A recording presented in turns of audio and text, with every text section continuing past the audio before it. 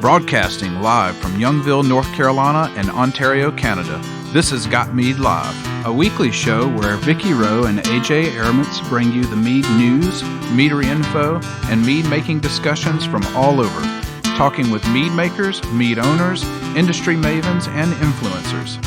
This is Got Mead Live, a weekly podcast about mead and the people who love it and where the mead world is going. And now here are your hosts, Got Mead owner Vicky Rowe and mead and wine maker AJ Airments.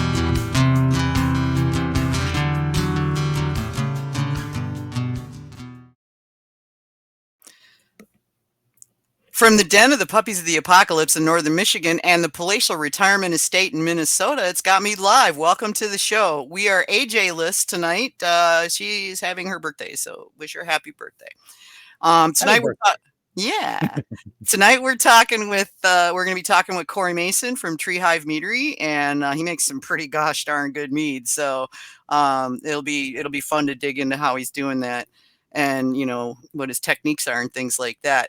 In the meantime, though, I want to say thanks to all the folks who have renewed or signed up for Got Mead patron membership over the last couple of weeks. That's how we keep the lights on, and it's getting increasingly more difficult. So thank you.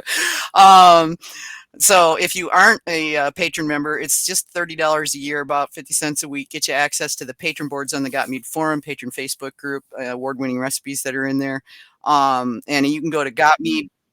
You can go to gotmead.com community for the forum, and that will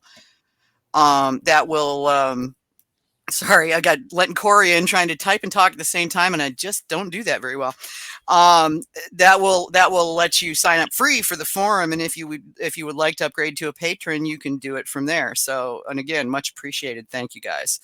If you want to catch us live, you can see us on. You can listen to us, since we don't have video these days yet, on YouTube, Twitch, X, Facebook, on the Got Mead page, and we're also, I think it's going out on Instagram, but that's like a special link, so I'll have to double check that.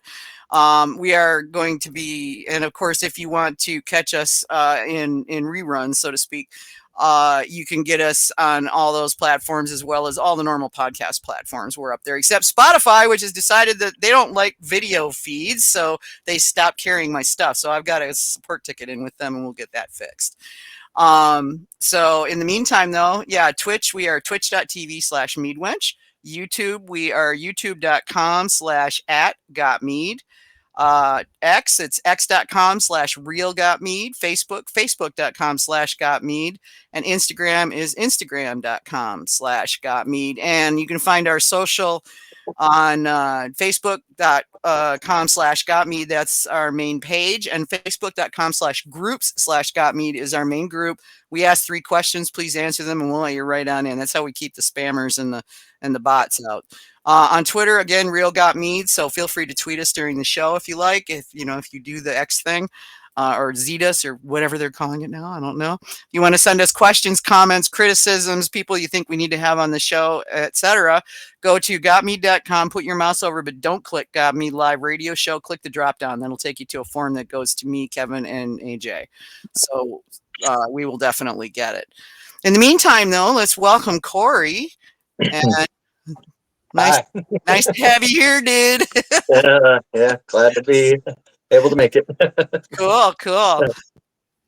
So, have you got things kind of pulled back together after the fun of Sugar Belt 2 months ago? Oh yeah, it's been nonstop ever since. Oh, I'll bet. That's a good kind of nonstop, though, right? Yeah, we're actually finally gonna bottle the mead I poured at Sugar Belt tomorrow night. Oh, so, yeah. Cool. Not the Mulord, the other one. Yeah, no, Mulord. You can do whatever you want with the Mulord. I won't be drinking that one, but the other ones were amazing. So great. Yeah, I've been waiting, and finally I feel like it's ready, and it's International Mead Day this Saturday, so I figured that my birthday combined, I figured it was a good time to release a new mead, and that one's the one. So all right, sounds great. What is it? It is the blueberry, blackberry, blackcurrant. I gosh, I don't remember how many different kinds of honey, and then maple syrup. And the maple syrup I got is locally made, well, sort of locally made, within an hour and a half from me, from a pretty famous place in south of Bloomington, Illinois, called Funk's Grove. If you ever look at Funk's feed, like from way back, that is the same family of Funk's Grove. Okay. And they have, but they call it maple syrup, and they spell it different than most syrup. so, Oh, it's, okay. so it's pretty interesting. But they do a really good job. I really like their maple syrup. So, Nice. and it just ties everything in, locally and stuff. Yeah. Yeah, I picked up some local maple syrup today because we're going up to the UP for a camping trip, and we were going to make French toast for breakfast tomorrow, or day after tomorrow, when our first day in the campground. And out of the giant head-sized cinnamon rolls that we get from the Hilltop Restaurant in Lawrence, Michigan, and then we're going to, instead of using milk and eggs, we're going to use Bailey's and eggs. Oh, nice. Hey, yeah, your Bailey's isn't going to go bad, right? Right? Yeah. I mean, it's like, and it tastes good. So yeah, it's gonna be an interesting breakfast. So yeah, I just spent 2 days in the woods. We just got back actually around 3 o'clock, 4 o'clock, and then been catching up ever since. yeah. So Yeah, we head out at crack of dawn tomorrow, and then it's an 8-hour drive up to the Keweenaw, the upper part of the way up in the north of the Upper Peninsula. Oh, wow. And that bit that sticks out. So I'm actually drinking your boozy blueberry pie. Oh, that's a good one. I miss that mead. That is good. You had me at bourbon barrel, to be honest. Right? Yeah. And why have you not made this again? I mean, hello. I don't know, to be honest. It's one of them that actually over the last couple of weeks I've been asked about more than most meads. But yeah, that one is on my list to remake. Actually, just anything regular blueberry is on my list to make right now. Yeah, it's got a lot of stuff going on. I mean, I think just the balance on this alone is enough reason to buy it. You did it just a fantastic job melding the nutmeg, the cinnamon, the allspice, and the brown sugar note that complements the bourbon barrel. It's just it's lovely. Really enjoying this a lot. Nice. That one was. I really enjoyed making that one. That one, I made my big base batch of blueberry. I think that might have been the first use of when I upgraded to a 500 or a 625 liter, vessel.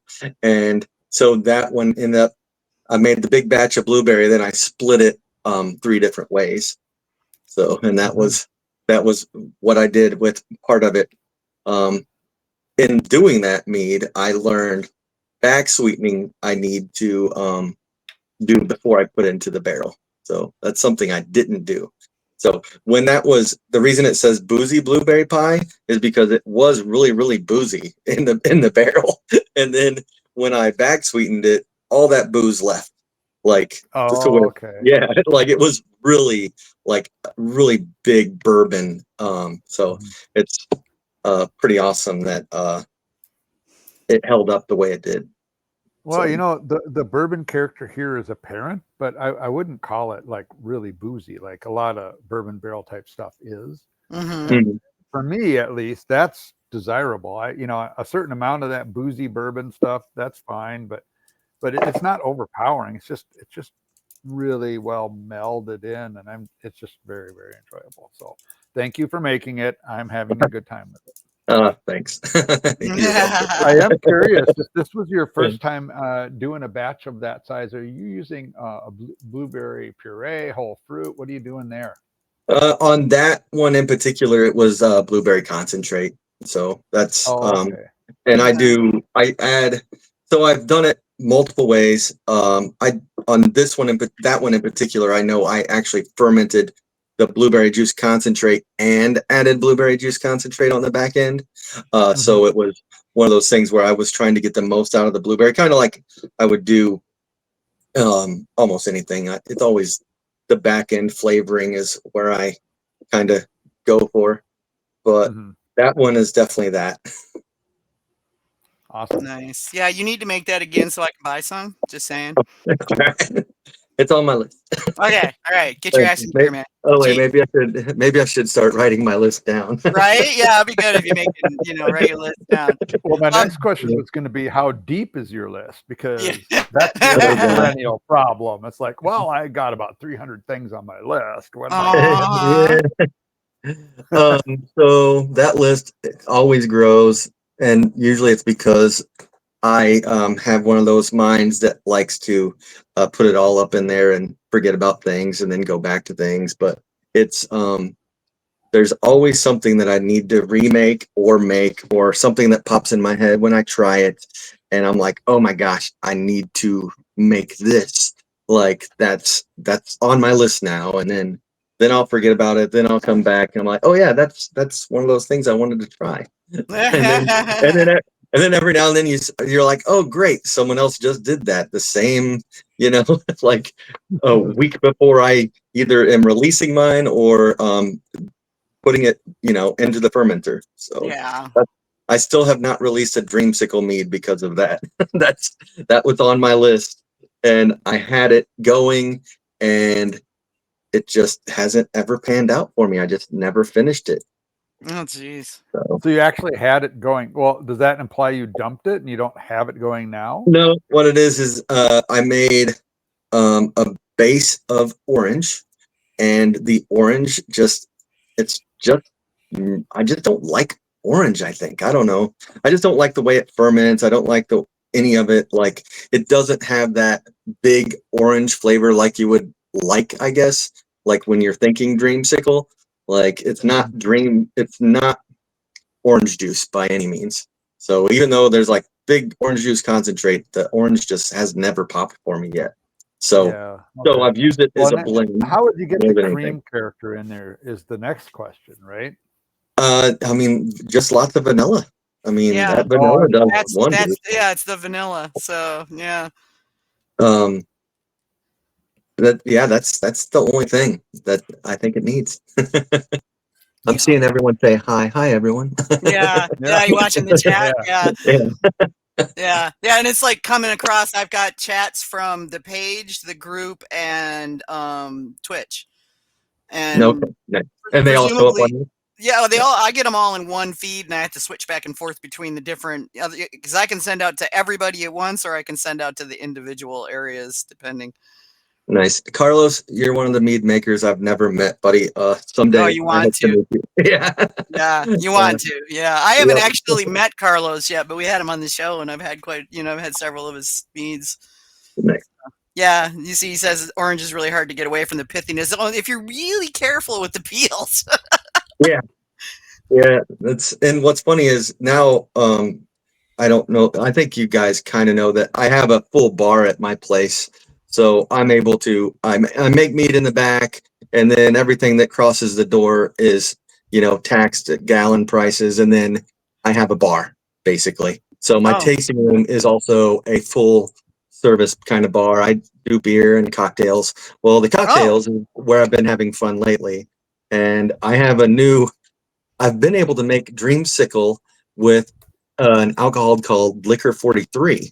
And Liquor for Quadenti taste. Yeah, It's good stuff. Yeah, the little beers, Well, if you mix Liquor 43 and orange juice and add a little bit of heavy cream, or even just half a mil, it is a dreamsicle, and it is freaking amazing. It is freaking amazing. Yeah, I got introduced to that by a friend of mine, and it was like, for a while there, I was like obsessed with the stuff.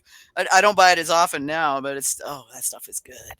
I'm going through about 2 bottles a weekend right now. Oh man. Yeah. Well, I'm definitely gonna have to get down your way just so I can check the place out. So yeah, it is a destination. One of the home brewers from Indianapolis has been over the last couple of weekends, Dean Struvald. I don't know if you've ever seen his name pop up, but in the Indiana Brewers Cup, he He's a really good award-winning mead maker over there. Anyway, he showed up now twice. So once for just the mead, then came back for mead plus a band. So it was pretty funny. But it is. I always say it is a destination. There's not much around me unless you want to go to Champaign, which is 45 minutes away. And then there's camping 7 minutes away. So Oh, nice. other than that, I'm a one-stop shop for alcohol and any kind of beverage you need. Hey, cool. Uh, Very cool. That would be good. Yeah, I don't know what the hell. I saw Kevin was like, and I'm drinking shit. I'm like, shit, I've got some TreeHive. Why the hell am I not drinking TreeHive? I don't know. You just didn't plan ahead far enough, I guess. No, well, I've been No. running, like I said, I've been running around like a chicken with my head cut off Yeah. all day, prepping for the trip today. And I finally was like, it's literally like 10 after 8, and I like put the last thing down. I'm like, oh, right, I got to get some, run that back down to the basement for the 42nd time today. And that grabbed the first bottle I saw, which was a bottle of White Winter Winery Plum Mead. Which I'm like, okay, that works. Not even thinking, but we have TreeHive on tonight. So yeah, this one's good though. Full ABV mead, nice soft plum, strong honey aroma. The flavor is really soft and very fruity. The plum is really mellow. It's well integrated, and you get definite plum, but it's not like in your face. And the honey is really clean and bright. All in all, really nice, easy drinker, man. I like it. This is one of those ones where I tend to drink the whole bottle and then really regret it afterwards. Highly recommend it. Yeah, whitewinter.com, y'all. They're on VinoShipper. Definitely check these guys out. That was the first meadery I ever got, not including Chaucer's because they don't count. First meadery I got commercial mead from. Nice. Way back like 25 years ago, 30 years ago. He's been around a long time. Yeah, I think you can even buy him off of Amazon. He's one of them that shows up on Amazon. He is, yeah. And he's actually looking to retire. So if you know somebody in northern Wisconsin who'd like to buy a meadery, Barn burner. That is a yes. I do serve the Lord. yeah. I'm one of those degenerates, even though I'm South Central Illinois, basically. Yeah. Or You and Chris Clark. What is this? What is this thing? Isn't Chris in Illinois too? No, he's in Ohio. He's in Ohio. That's right. Yeah. Oh, and and mommy. That's right. Yeah. Yeah. But yeah, I don't know what the heck it is. Some kind of disease y'all got. That's for sure. Yeah. He's handing that stuff out, and people were at the Sugar Belt, and people are coming and they're going, "You got Malort? I need some of that," And I'm just like, "Who are you people?" There's an audience for everything, no matter. I know. Yeah, it's just, it's hilarious. Let me get our sponsors in here because I need to. So, all right. Discover Honeybrook Craft Meadery with 2 Colorado locations to serve you. Visit our original Castle Rock tasting room and production facility, or our brand new Littleton Mead Cottage and Garden. Choose from our 20 taps of wonderful, light, and refreshing craft mead. Find us using your favorite map app, or visit us at honeybrook.com. That's HONNI brook.com. They're also on VinoShipper, so check them out. All right. Back to the fun stuff. Stand up guys, by the way, for Honeybrook. Oh yeah, absolutely. Yeah, they're great guys. I love them. One of the girls that works for me, she just did a trip with her grandma, and she went to Colorado, and I gave her a list of 4 people to go see, and they were one of them. And she took them some bottles, and then they sent me back some bottles. So awesome. we finally enjoyed one on Sunday. So all right. Yeah, so it was pretty awesome. I haven't seen them since Mazer Cup, day. So, but they're always on my list of places to go check out when I'm there. Yeah. So. I remember when I met them, they were at the Mazer Cup, and they just opened the place. I mean, they hadn't been open, more than a few months, and they were pouring at the mixer. And I checked them out, and I ended up spending a good chunk of the mixer at their table because their mead was so good. And it was totally, it was different and new. And they were doing sessions before it was cool. And, it was just all the way around. They just really, right out of the gate, man, they hit the ground running. Oh, yeah. Yeah, I thought it was awesome that they have a second location now. So, and that's the one Yeah. she got to go to. I didn't even get Oh, to, I cool. haven't been to that one. I haven't even seen their first location yet. So it's like all the times I've been in Colorado and I've never gotten down to their place because we were always way the heck up in Broomfield, you know. But yeah, and I never would I never got more than a couple miles from the hotel at any given time. Yeah. So I always consider myself lucky if I actually got to like actually leave the hotel. Oh yeah. Yeah, those last couple of years, since it had calmed down and we didn't have as many people, we definitely did our own excursions more, Yeah. and so yeah, it was fun. I miss our beer hunting trips we used to take back in the early days when we get done, you know, you're in that I don't want to see mead for a few days thing. After 3-4 days of judging, you're like, yeah, no, okay, I'm done. And at that point, you know, it's like beer sounds really good. Oh yeah. And you can't swing a cat without hitting a brewery in Colorado, so we go off and we go beer hunting, you know. And Yep, and I've definitely shipped and flew with a lot of beer back from Colorado. Yeah. Oh, I know. I remember people that would be out there and they literally would have nothing in their suitcase but local beers and, you know, and whatever meads they come across and whatnot. Yeah. My favorite place out there is what's is actually the turn of me, I guess, of drinking lagers, but Beer Stott was the brewery out there that changed me. Turned me into someone that likes lagers now. But we have a party every year at a friend's house, and he ended up asking me to pick up a keg. So, and it just happened to be that Carrie was going out there, and she brought me back 2 kegs of Beer Stott while she was out there. So it was pretty epic. Nice. Yeah. I'm like, hey, can you pick this up? I mean, it's gonna 2 be weird. I'm like, 2 kegs. Yep, 2 sixtels of. I'm gonna see if you got pulled over leaving the state, you know. Ma'am, why do you have 2 kegs of beer in there? Well, see, there's this thing. Gosh, the things we do for stuff we like. Oh, I know. First time I went to well, it wasn't the first one, but the second time I went to Superstition and went out to Prescott. It was like a guild gathering, and you're picking up bottles, and then we go out and we start going to the stores out there as well. And I found other meads, and I actually found a bunch of Polish mead out there, and I was like, I've got to buy it. So it cost me $50 for the shipping containers and another $50 in shipping. Yeah. And then that was just what I shipped home. So $100 for what I shipped home plus what I paid for it. And then another $50 for an extra checked bag.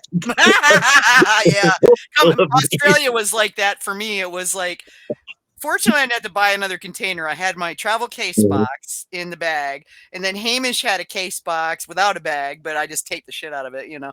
And I had like 2 cases of Aussie mead and honey and blah blah blah coming back, and oh my god, it was like $150 for extra boxes coming back, but it was well worth it. I got to bring that back and take it with me to the Mazer and get to share Australian mead with everybody, and hardly anybody had it, you know, unless you've been there. So. You know, because hardly any of it makes it over to this side of the pond unless it's carried by somebody like me or you or, you know, whatever. Yeah. But now, you know, you can get and this guy's going to be on actually in 2 weeks that's doing center imports. He's actually on VinoShipper, and he's got Eastern European meads. Really. And he's and you can buy him right off VinoShipper, and he's got Apis, he's got who else he got? Hang on, I can tell you. Yeah, I get Pazaki Yaros, if that's the way you say it. Yeah, that's Pasieka Yaros. So I got Millenniac, I've got Karani, A&M, and then Tribunalski. I have those 4 because I go through a company, that I don't use that often, but I actually do sell a lot of Polish mead bottles at my place. Really? Oh, I didn't know you could get them. Well, dude, great. You'll be my source then for some of that stuff, because I don't know that I'm going to get back to Poland in the next couple of years. So, and then the year I was opening in 2023, I bought myself, over $500 in Polish mead, and It's I think I'm it's easy drinking to one of do. the last Yeah. bottles right now. So I'm drinking a Jadwiga right now. Oh, So Jadwiga's, I love Jadwiga, man. That's just, yeah, and they're, if you get the chance to go over there, they often go there for like side trips, and their facility's pretty cool, and they'll sit there and tell you all day long how they make it and everything. It's really neat. Yeah, okay, so Center's got Apomed. Let's see, Nidhogger, which we had him on a month and a half ago, and he's UK. And let me see, what's Vajr Dunaj. Purple tips, blah, blah, blah, blah. I think this is actually a wine, but he's picking up more and more stuff. And he actually asked me to get him some people to talk to. So I got to get him a list. Yeah, I got to get him a list of all the people. But Apomed's really good. I had a bunch of their stuff when I went to a brewing festival when I was over there last time, and just happened to be going on in the same building where we were having the competition. So we got done. They're like, so there's this brewing festival. And we're like stampeding for the door, you know. yeah, yeah, it sounds like something I would definitely be interested in on that. yeah, it was way cool. Yeah, but I would check his stuff out. The stuff ain't cheap, but then you're not going to be paying as much for shipping as you would if you had to get it, you know. Yeah.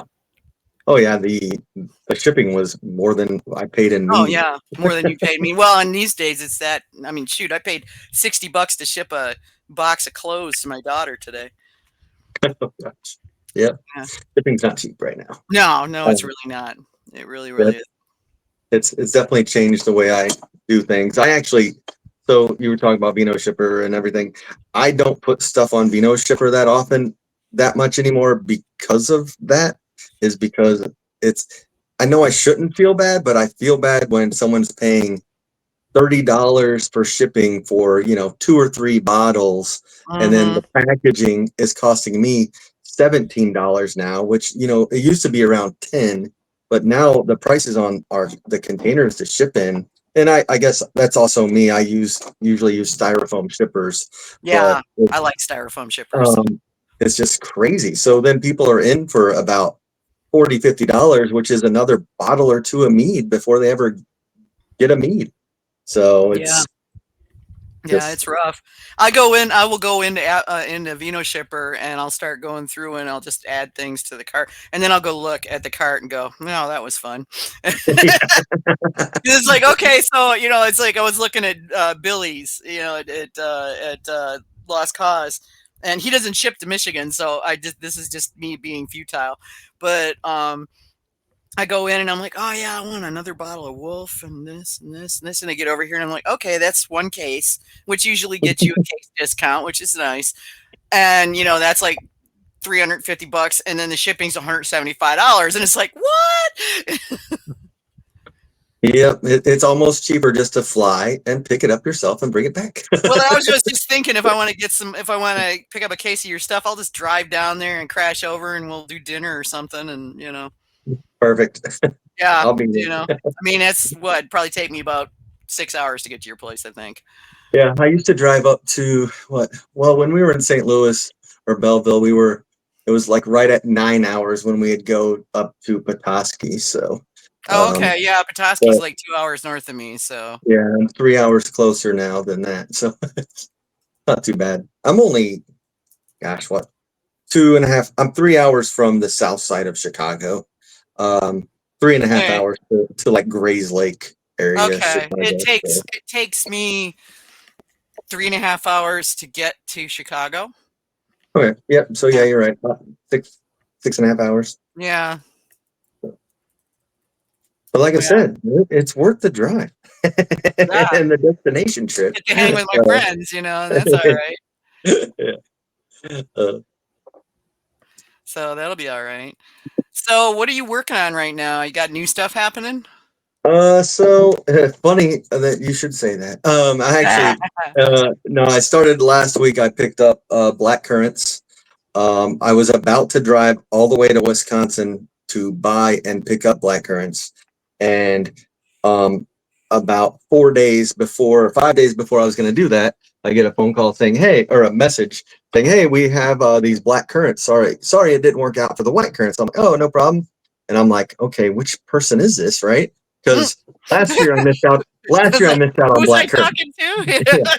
So, and then I was just like, okay, what am I going to do here? So I started talking to him, and he was $1.25 cheaper on black currants per pound, and 6 hours less driving for what I would have done that day. And then, so what I ended up doing was calling him and saying, hey, well, actually, I called someone else first and said, hey, I've got another mead maker who said he's always looking for black currants. So I sent him, which was Jason Swalback, Hex Meadery, because they're in Wisconsin. And then I said, I'm sorry. I'm like, I feel bad that I said I would be here and then I'm not going to show up, but I'm getting them cheaper. What's crazy is they're basically the same company. But I was able to pick up my black currants basically in Champaign, Illinois. So local. So Nice. I mean, how much? So it can't get better than that for me. No. And then so I got these black currants, and then I finally started this batch. So I'm making black currants, and then it just happened to be I judged a black currant vanilla that was really good at Indiana Brewers Cup, and so this is going to be black currant vanilla, which will be my first time doing just black currant vanilla, which is weird, but it was really good. And I know I've had some before, but this is going to be the first time I make one on my own. So yeah, I think now, are you doing everything in primary, bringing vanilla on the back juicing end? the berries? What are you doing? This is gosh, what do I have? Like 700 pounds of black currant and almost 200 pounds of honey, I guess, primary. And then, yeah, so I'm going to ferment that out and then see where it is. And then on the back end. So, okay. Yeah. So that's 3.5 pounds of black currants per pound of honey. Yeah, exactly. No, so no, that's just a little bit. Just a little that is bit. right. Yeah. So it's going really well. You know, I was worried. A lot of black currant. Wow. I videoed at least 2 of these punch downs, and the first one I couldn't even get my tool through. It was ridiculous. Like I'm like, oh my gosh, how am I going to get this? And I've done full fruit like this before, but for some reason, I don't know what was going on here, but it was. Well, but now it pushes down a lot easier. Did you crush the fruit somehow? They were frozen, and then I thawed them out, so they were already, you know, kind of getting mushy in a little ways. But these were, man, I don't know. they're different. I mean, my experience with black currants is even when you break them up pretty good, they seem to reconstitute in their original form, like blueberries do. You know, they swell up, they're round, they're pretty solid. They aren't mushy at all. That actually kind of makes them hard to work with, like you're saying. You know, it's a challenge, but you still get a lot of flavor, no matter what, for sure. It's gonna come out, you know, very tart. So no matter what, and then it's gonna take. Well, that's what the honey's for, man. Are you adding water or just juice from the fruit? Just juice from the fruit. I won't add water to this. Okay. So, and we'll see how this one goes. I've done it before. I've done black currant by itself, black currant elderberry, and I like working with the fruit, and it's fun. I feel like it's just, you know, we have a few of us that use it, or a lot more than used to be. I know Ken was one of the first, so it was always great. I love Black Agnes. I still have like 4 different years worth of Black Agnes in my cellar. Yeah. So black currant's just one of those that you start making, and it's just, you're like, oh, this is why people use it. It just, it's silky, you know, when you get the milk mead done, it's so nice. But yeah, it's an awesome fruit from mead. I agree. I found like a half a case, 12 bottles. So I do, my case size is 24. You know, I go beer cases. Most of my bottle cases are 24, so I always have to say that. But I found a little over 12 bottles of my first blackcurrant mead. Yeah. So yeah, so I'm pretty excited about that. It was in the same week. We found 8 bottles of my first barrel aged mead, which was Unexpected Journey Part 1, and I'm very happy about that because that was the barrel aged Tupelo honey in a Penelope barrel, and it was like this, had this great custard flavor with this barrel, and it was just beautiful. And so I'm glad to have bottles of that again. Man. So we'll see how that goes. Yeah. Yeah. I, no kidding. I don't know if I'm going to sell any of those. I think I'm going to drink them all myself. That's a quick way to close a business. Yeah, I know. Someday we'll see. So, are you using a specific special kind of yeast for your blackcurrant? Have you done any trials to pick the right one? So I would have to go back and look what the very first time I used blackcurrants was, but the second time, and which I'll use every single time now, is I believe it's RB 133. I'm not familiar with that. If you've never heard of that, it's I can't look at my phone to look up the picture of it. I'll go look it up. Yeah, but I want to say that's the right numbers. Anyway, I found it just by searching, but in it actually says it's for a white wine, but then it says in reds it softens acidity. So and I've used it twice now, and it actually does. So that's been I don't know if it's a secret by any means, but it's the people that play with yeast, I guess, will find it eventually, and that's the thing that I've been using.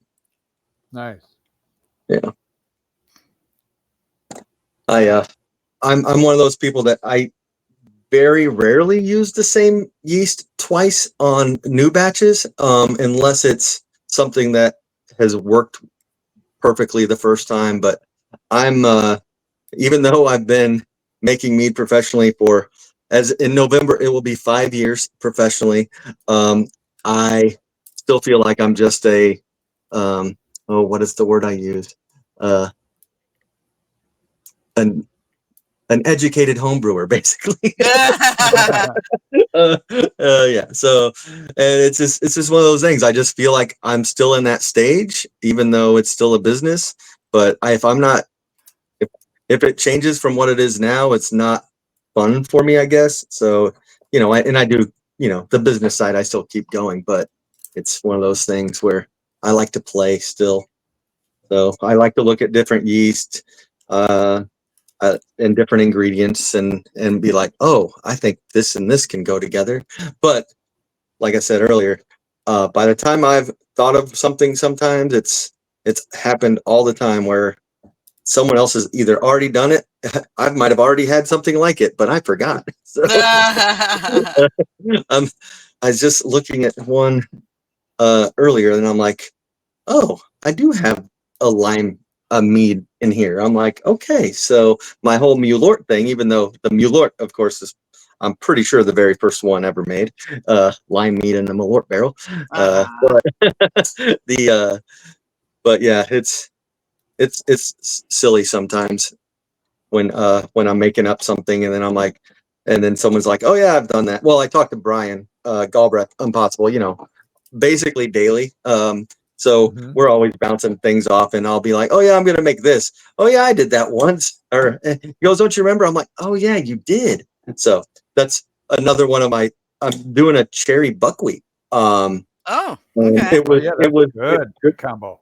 Yeah, this was actually it was just pulled 5 gallons off of my last big batch of fruit that I pressed, and the rest of it I had luckily almost 5 gallons, and so that's why I'm making the cherry buckwheat. But it's a 5-gallon test batch of cherry buckwheat, but the rest of it is in a bourbon barrel with cacao nibs and vanilla beans. So it's going to be a bourbon barrel aged chocolate cherry mead.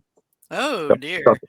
So and this was a collaboration with the local homebrew club that I've done. I believe this is our fourth time we've made a mead together, I think. Nice. So we've done a few, and each time I just let them decide what they kind of want to make, and there's been basically 3 times that it just overlaps a mead that's on my list. I'm like, oh, perfect, I want to make that. So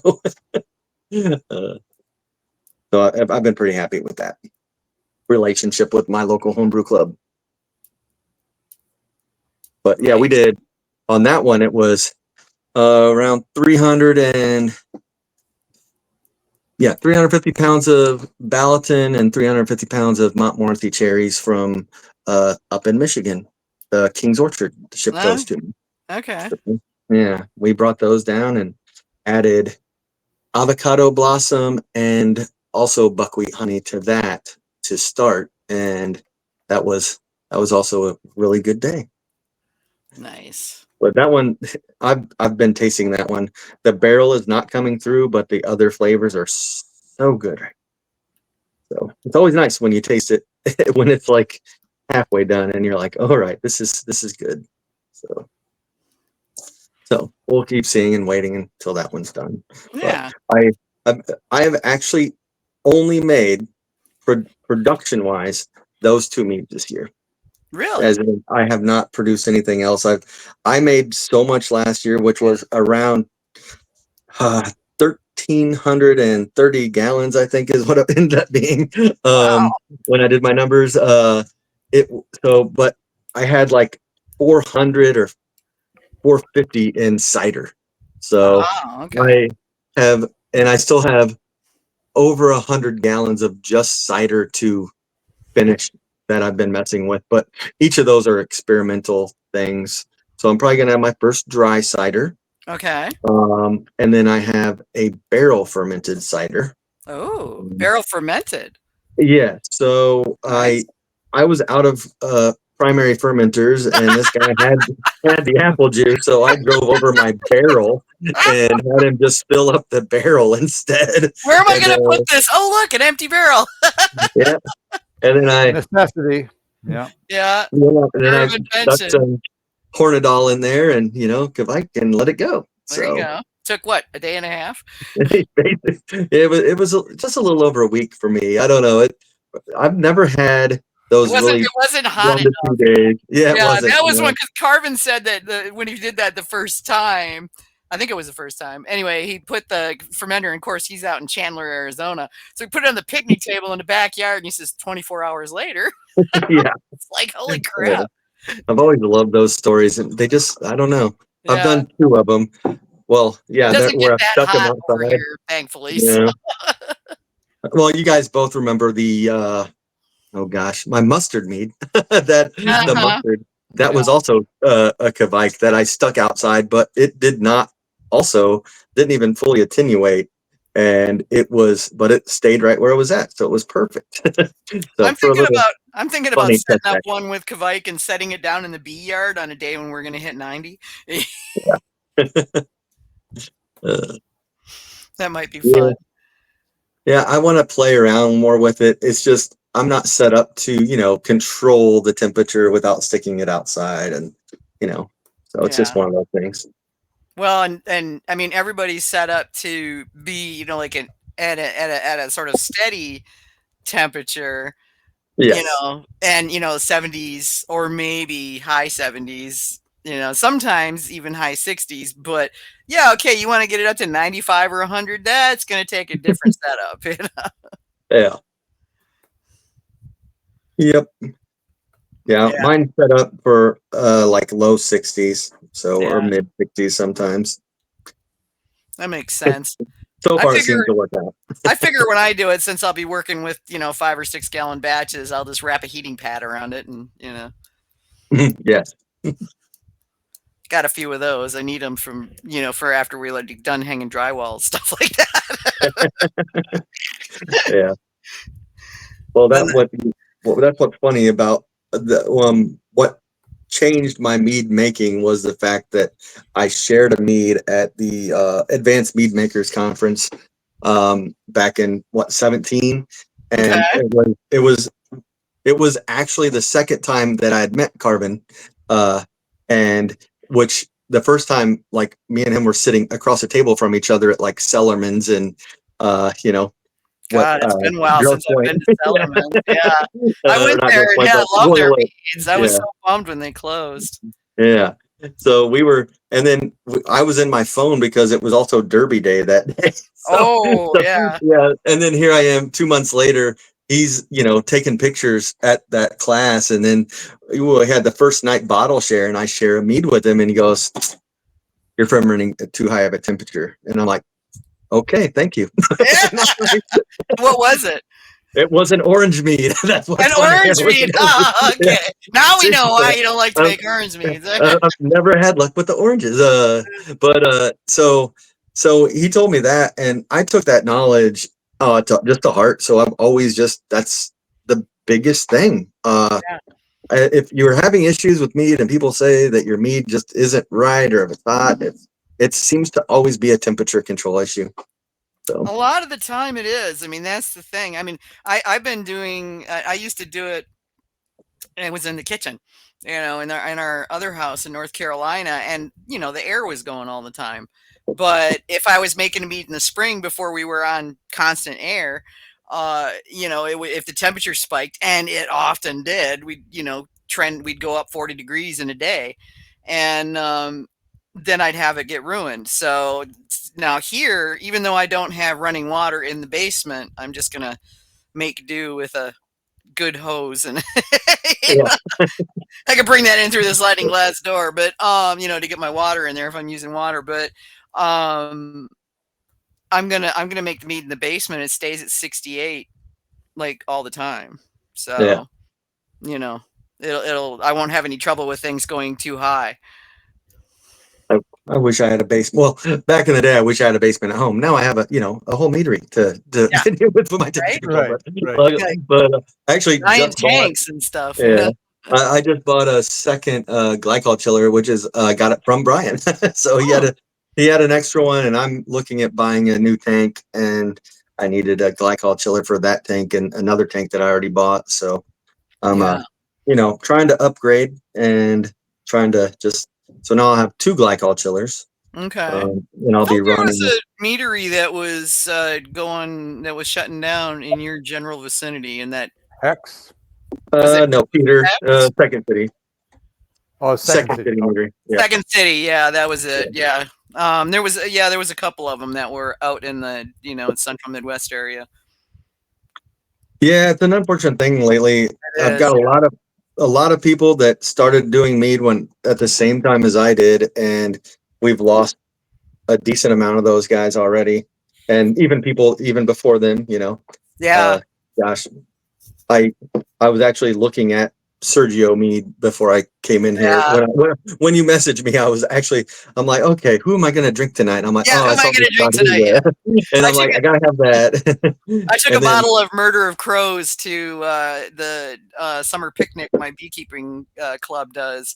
And they're all drinking it going, oh my God. And like the next day I get an email going, would you speak at the mead conference in Michigan? And I'm like, at the beekeepers conference, down in Ann Arbor, and I'm going, I am a new beekeeper, and you don't want me on a stage. I don't know what the hell I'm doing. And they're like, no, we want you to come down and show us how to make mead. And I'm like, oh, that I can do. I know how to do that. Nice. Yeah, because I'm like, well, that's really nice, but why would you want me? So and my club, and then the other club that I go to sometimes, they're both of them, and they're telling me they want me to do classes. So I'm like, okay. Nice. Yeah, that'll be fun. It's fun. I think I told you before. I truly don't like talking to people, like in front of people. You don't like what? Yeah, I was gonna say talking to people. Please, Corey. I can talk to you all day long. Especially if I'm behind a bar. Yeah. But it's just one of those things. We did a beekeeping class, and it wasn't me that hosted it, but he kept asking me questions just because I kept bees for like a year and a half. And I'm just like, oh gosh, okay, here I am. I'm like, well, what's funny is we have different styles of beekeeping, and it's always interesting because you talk to one beekeeper and the next one they're all different. Kind of like mead making, But I I couldn't do that. Yeah. No, I just say I've got a stack of beekeeping books and, and I'm learning, and I've got a mentor now from my club, and fortunately he lives nearby. So I'm going to get him to come up and take a look at my setup, since I've got 2 hives that decided to abscond. So yeah, That's always I'm fun. like, come on guys, really? Yeah. So Yeah, my first year, I joined people that already had hives, so they taught me and took me under their wing for the year. that's So nice. like I was there from the beginning all the way through, and what ended up happening is there was like 9 hives on one site, and they were the closest to my house, right? So it was basically I'm in charge of these hives. Oh, And going into winter, we had like right before it started getting cold, we had 2 or 3 abscond, right? So then we're down to 6 or something like that. And then going into right before it started getting cold, we went out and we fed everything, and then we came back during the first little freeze, and half of them were gone. So then we're down to 3, and they, if they're light going into winter, they're not going to make it. I mean, it's just one of those things. And even the big strong hives didn't even make it. But that was also the winter that it was like got really stupid cold for like a week or 2. But these bees did. So all these 9 hives gone, and I'm like, wow.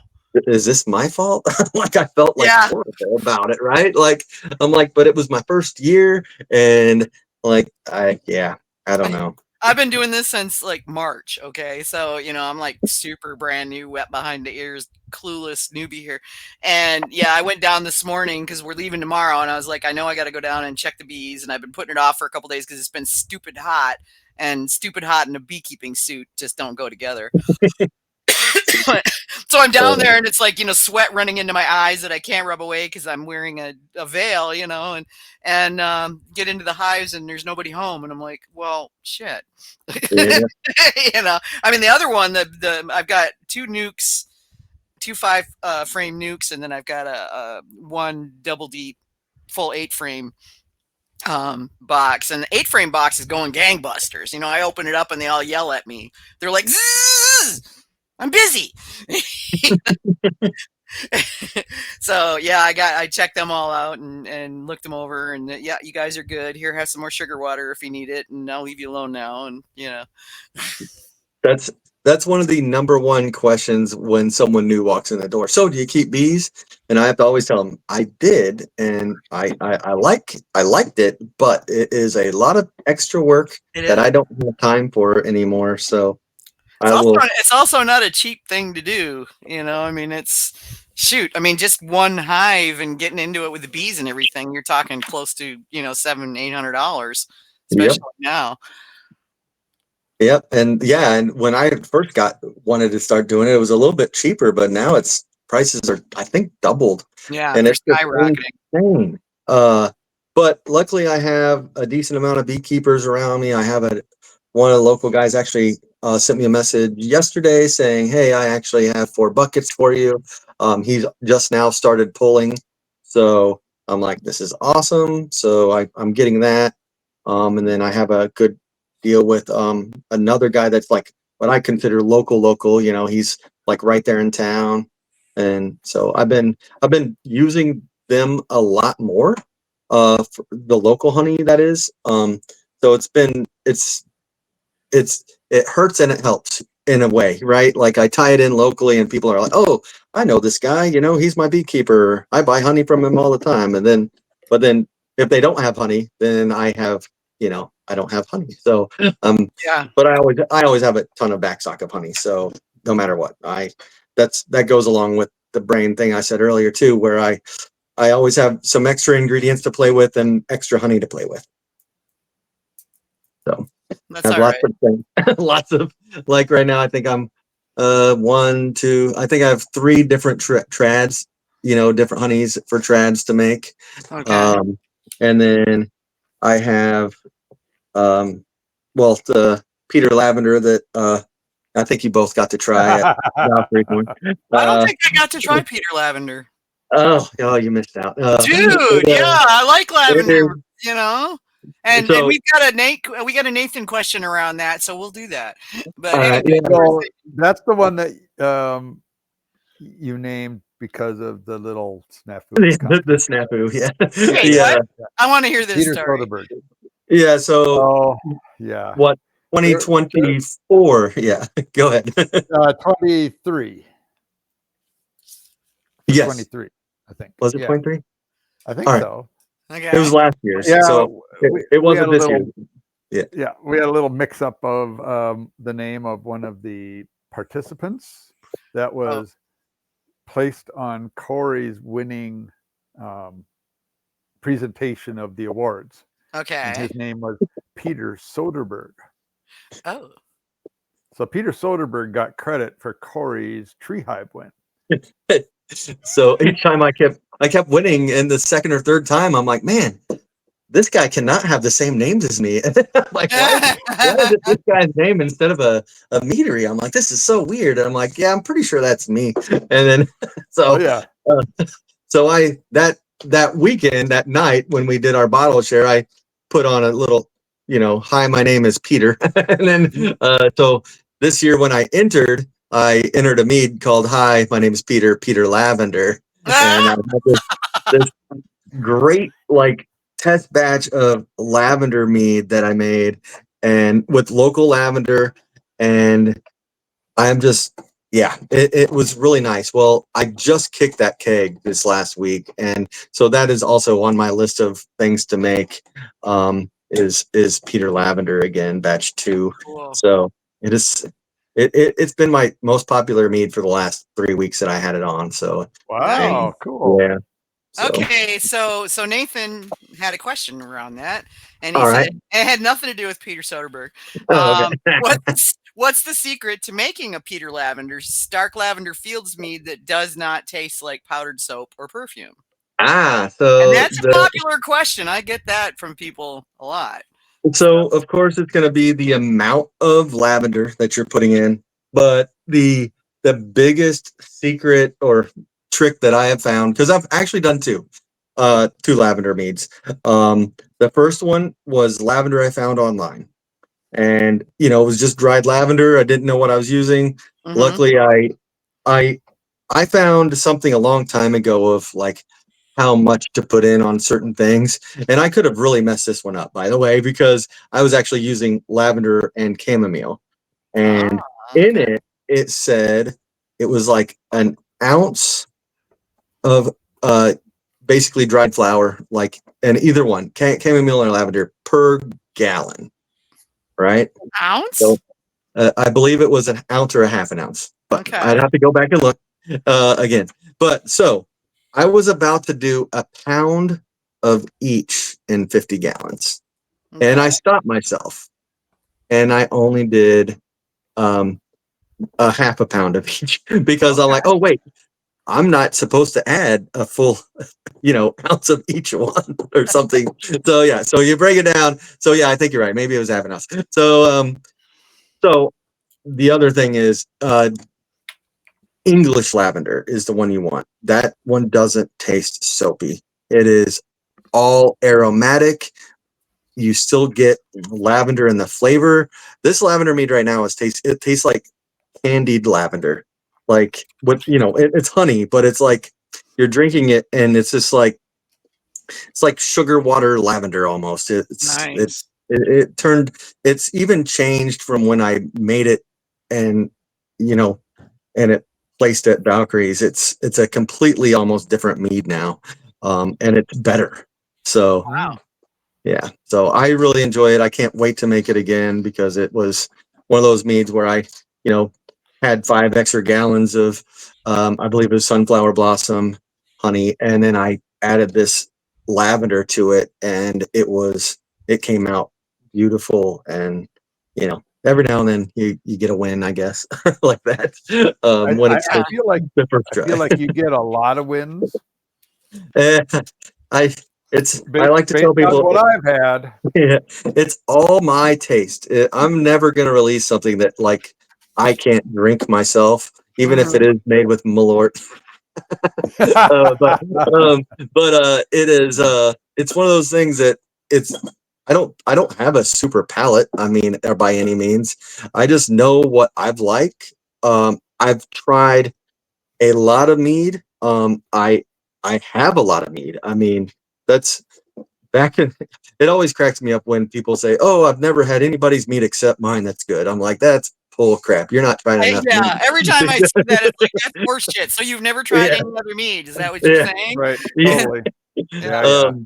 Yeah. As I went through my, 500 bottle mead cellar of other people's mead, like I'm looking for Right. something to drink. That's my problem. I have so much mead, I don't know what to drink is what it is. So, You have uh, decision, indecision. Yeah. yeah. So, Mhm. and that's what it is. I mean, I've learned along the way through mead judging, about more about balance and everything. And even through that, and just reading all the pages of how to ferment and correctly. And, you get once you have your sanitation down and your processes down, everything else, it comes to flavor. Mhm. And if it's not getting it the right time, the first time, you're going to add a little something, and that's basically what it is.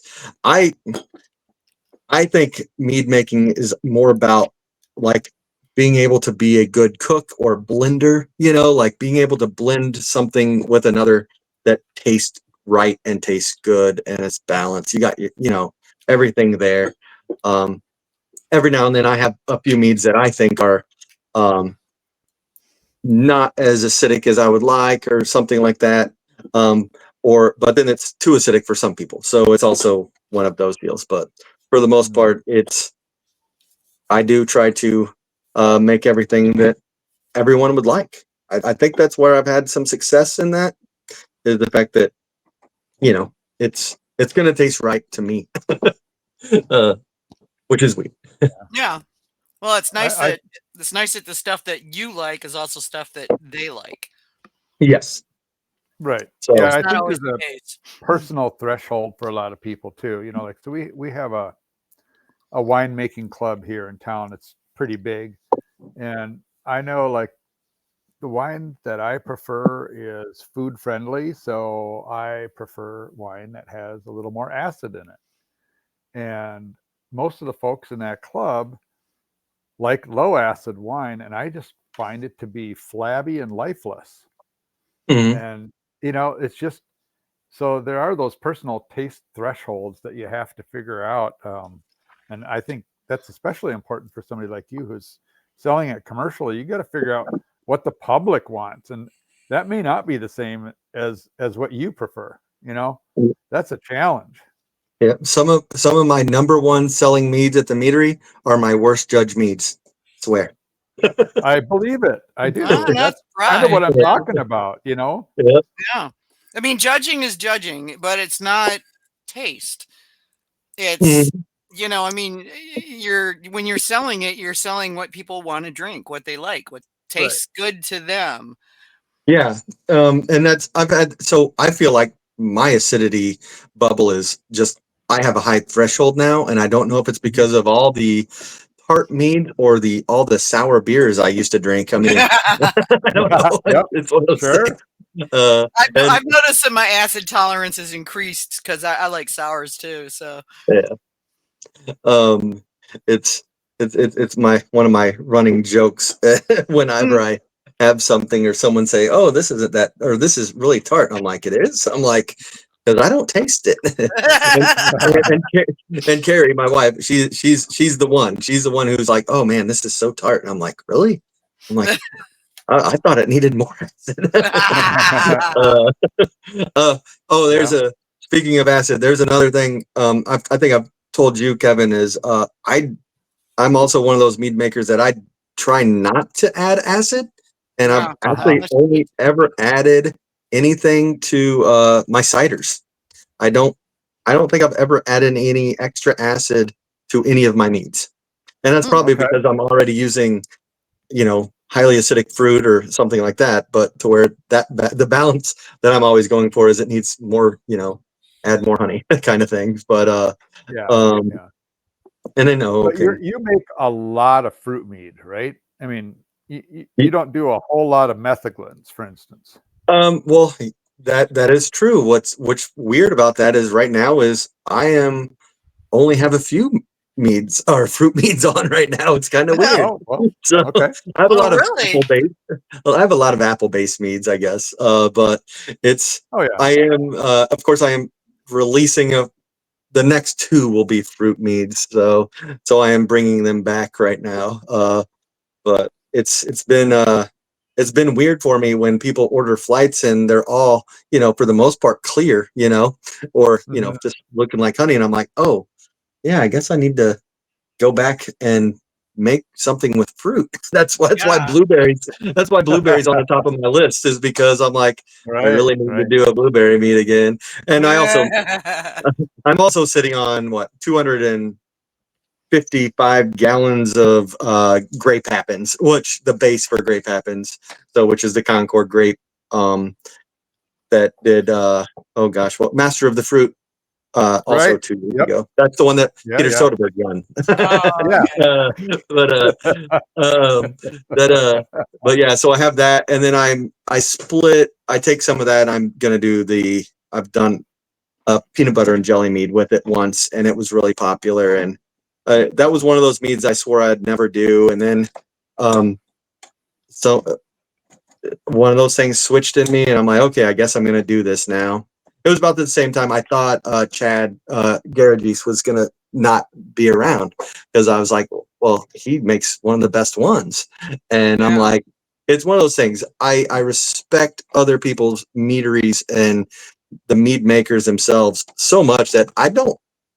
If I ever make something that's something similar to them, it's not because I'm trying to, copy their idea. It's just I want to make one myself, kind of thing, and Mm-hmm. see. And this one I did completely, I just did the whole PB powder thing, PB2, and it worked. And I'm like, oh, that was actually pretty easy. I'm like, I can do this. I mean, it was a pain to clear, but it ended up working out really well. But yeah, so Well, I've got some fruited coming. you're paying homage to the people that are producing things that you think are amazing, and I think there's something really cool about that. Yeah. Yeah. Well, and And as they say, imitation is the sincerest form of flattery. Absolutely. Yeah. How many people have made dark The Heart of Darkness, Heart of Darkness like toast, right? millions. Yeah. Yeah. I mean, everybody who's had it's like, oh my God, I got to figure out how to make that. Right. that one still is one of them that I haven't tried to recreate. Right. Most of them fail, but Yeah. there's been a few trying. I've had that came close. Yeah. Oh, sure. Nobody's quite gotten there, but it's close. So my idea of doing that is basically take a big bag of mixed fruit, and that's as far as I don't even try. I get those big bags from Costco, the strawberries, raspberries, blackberries, and cherries thing, and just throw the whole thing in there. Works great. We're in the middle. We're in the middle. It makes nice mead. It does make a really nice mead. Yeah, freezer mead can be really good.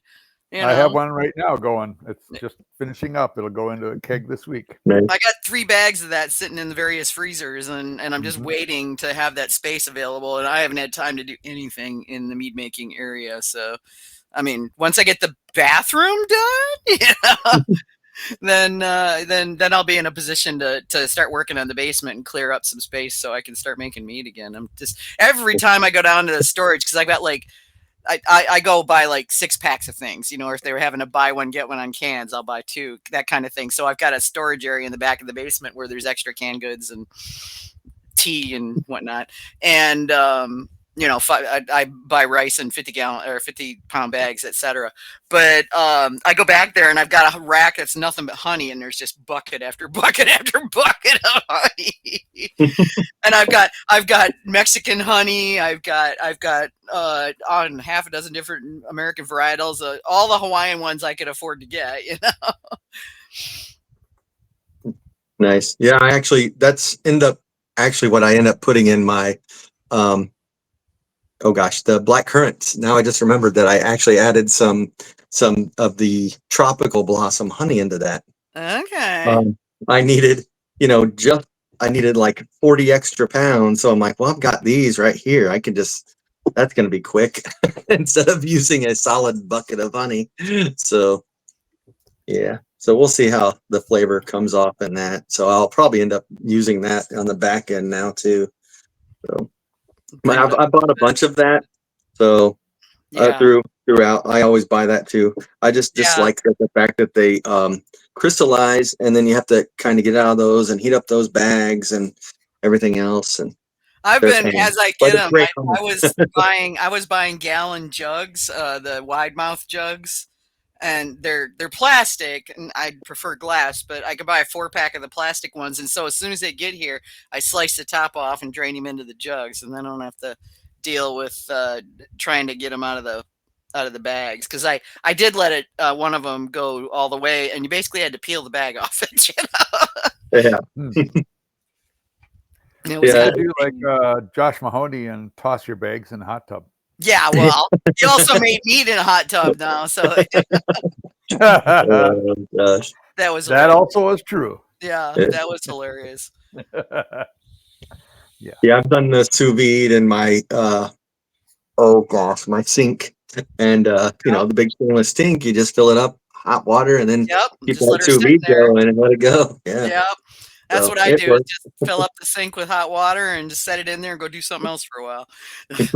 So I've been decrystallizing honey using 2 black hardware tubs, one on top of the other, sitting outside in the sunshine. Oh, there you go. Oh, nice. Little solar warmer. I don't have Yeah, to that'll spend do it. money on energy. I let the sun do the work. Black hardware tubs, like tubbies, plastic tubbies. Yeah, you know those things you get at the hardware store for Oh $11. yeah, They have a yeah, yellow top on with them. the yellow top on them. Yeah, that's what I've got 2 or Yeah. 3 of those. So yeah. Right. Yeah, and so it takes 2 or 3 days, but it works, and I don't have to put any effort into it. Mm-hmm. Yeah, it just does its thing. Yeah. Well, I tried building a honey warmer with another guy one time, and we it basically what happened was the heater that I ended up, it was a little space heater that I had from home, and I put it at the door, and for some reason it just stopped working, right? And I was like, well, dang, it's not going to work. Well, we left for the weekend. We came back, and Monday morning, the whole place smelled like honey. And I'm like, Oh no! what? Oh no! So it had turned back on, and it was still on. And this whole thing that we built, we had put the buckets of honey in there, popped the tops on them, like the bucket. So honey was dripping all over the place. Oh And it no! actually caramelized and changed the flavor of that honey. But it was amazing. Oh, It turned really? it turned it into almost like a marshmallow flavor. And it was Oh like my the gosh! coolest thing ever. And and it was buckwheat. It was a buckwheat honey. Oh And wow! Okay. I was so impressed, and I was like so happy with that And honey. And then I'm you like, can't do it again because you don't know exactly yeah, what happened there. yeah. So I've said this before. I'm like, oh well, if you caramelize buckwheat, or bochet it, like you should be able to get uh, this marshmallow Caramel. flavor. Yeah, it doesn't work. Oh, really? It worked accidentally one time. I don't know. Mm-hmm. I've never been able to recreate it. No, But no. I hope to. I tried it one time since then, and it did not work for me. So back to the drawing board on that. Tracy had a friend down in Texas, and apparently had 55-gallon drums of honey, and he put a warming blanket on them because he had to decrystallize it, and then forgot he put the warming blanket on there for like a week, and Okay. yeah, goes back out there, and the honey's like black honey, just black. And he's like, I can't, I don't even know what I'm gonna do with this. And so he calls Tracy up and is like, you want some of this? She's like, oh hell yeah. And so she sent me some, and I mean it was black, and it was so good. Oh my god, it was so good. It was caramel and marshmallow, and oh my god, it had just it hadn't gone across the ash line. And that's one of the things I see when I'm judging a lot when people do bocets, is that's a very fine line, and it's real easy to cross it. Mm-hmm. So you get across that ash line, and that's what I call it anyway. And it's like, and then you get an ashy note to the honey that just permeates everything. And you have to stop short, but you don't want to. You don't want to stop too short because then you're not going to get all the flavors you're looking to get out of it. But if you go too far, well, then you're bumming. So, Yep. That's the other thing that I've only done once as a professional is Bochet, just once. So, and I haven't. I don't know why I haven't done it again. Just one of those things. I don't have just getting the extra tools to do it.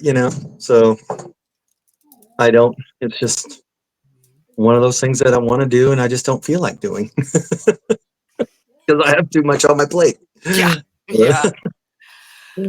Yeah, I thought about Bochet some. I'm still playing with the idea. If I do it, it'll be in the crock pot though. I don't have to deal with the quantities you do, so Yeah, that's the whole new fermenter purchase. I haven't even started to even think about the math on how much honey I'm going to have to use, because then that means I'm going to have to buy that much more honey. But it's a 2,000 liter fermenter for primary, which is basically, 10 times the size of what I use now, or if I do a 240 liter primary. So, yeah, so I'm looking forward to it, but then then it scares me. yeah, It is what it is. yeah. It's like you have to work with what you can work with, and Yeah, this is my slow growth thing. If I can buy this right now and then start using it, then I can increase my batch sizes, and it's just going to be a lot nicer for me in the long run, instead of dealing with what I have right now, which is the reason I stopped making mead, because I ran out of space. I didn't have any room for secondary fermentation stuff, so that's why I've been sitting on my big base of Concord grape, because all the containers that it would go to actually this is for my flavoring side. Basically, I already racked it once, and so it's been sitting, and it's perfectly fine, and it's actually good dry, but I just don't have the ability to sell dry mead in my area. Really, everyone likes sweet. That one out of 20 people that come in through the door wanting something, what's your driest mead? It's really not worth it to make a dry mead. Well, and in my personal experience, at least dealing with the general public, with mead, they say they want dry, but then when they do tastings, they're like wanting the sweet stuff. So yeah, I mean it's kind of relative, and a lot of people that say they like drier things, especially if they're newish, if they're coming over from the wine side or whatever, don't necessarily know what they're talking about. Yeah. I mean, they think they like dry, but when it gets right down to it, not so much. Yeah.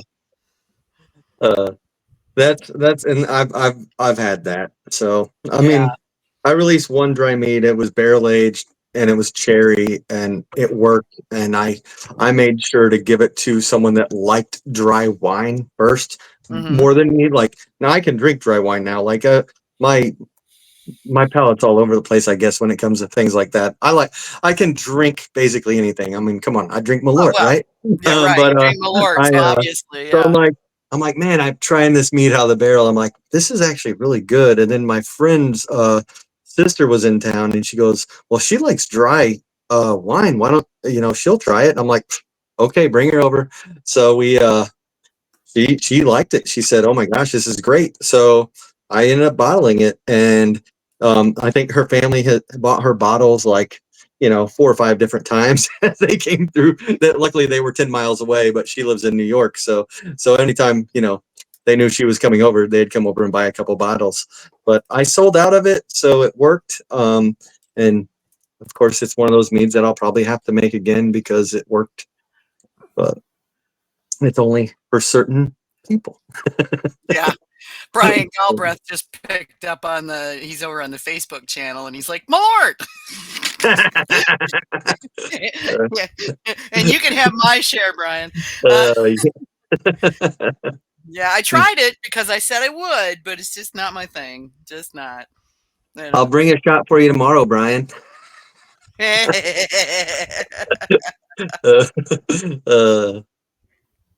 I don't. That stuff is different. I'll say different. that. Yucky to my palate. I We're just so not. polite. It's different. Yeah. Yeah. different. Well, now you know when he pulled it out when he pulled out the Malort mead Mule Lort, so it was a Moscow Mule Malort. Oh, Yeah, that actually made it better.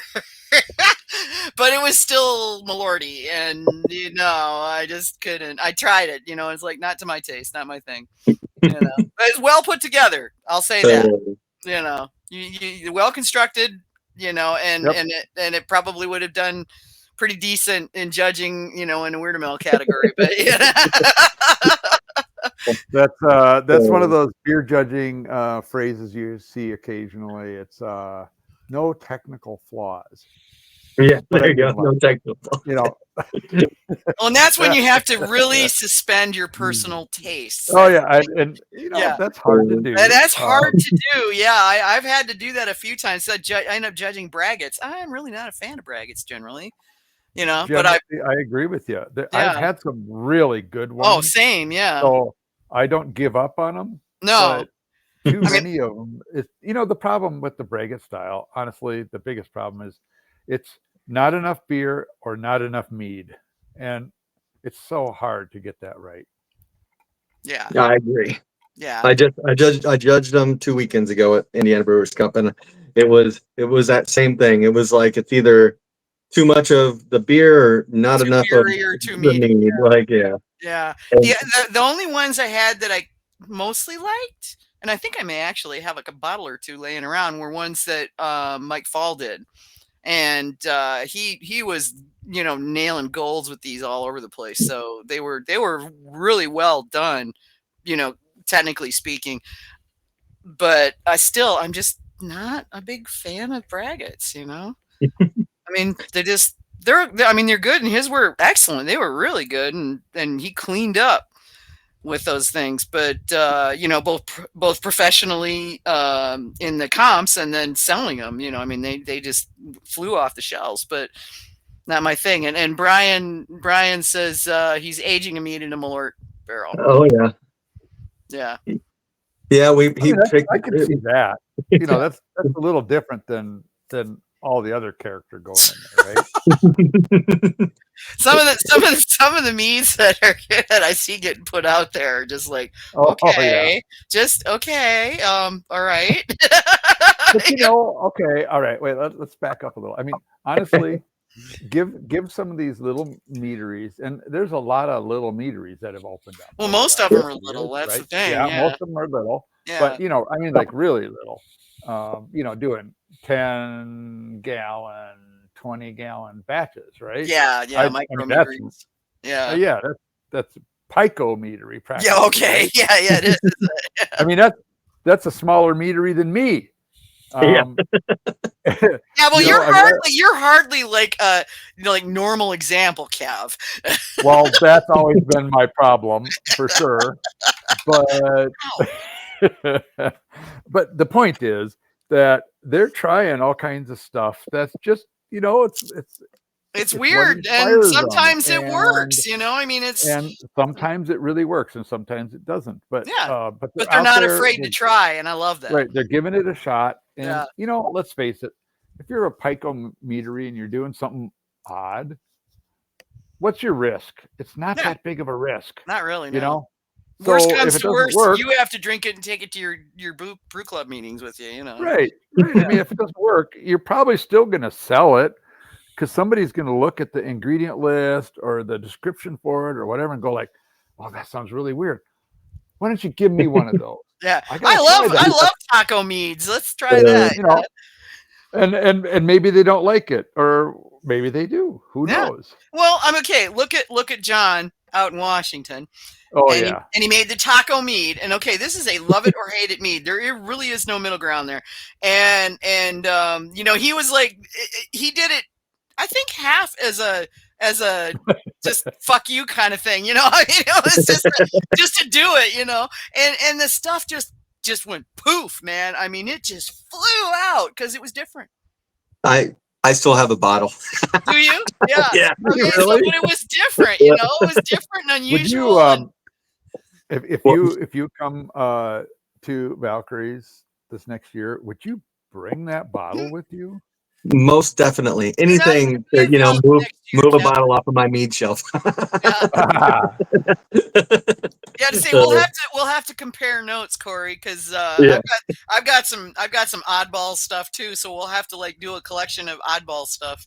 Yeah, I've got a new one. I've been doing well with the spicy meads, and I actually just sold out of like my latest rendition of spice. So my capsaicin meads. But now I Hey, I have would say what kind of spice are we talking here? Yeah. well, I've done habanero and ghost peppers. Those are the two that I've messed with the most. So I did habanero and pineapple, and That it was really works. hot.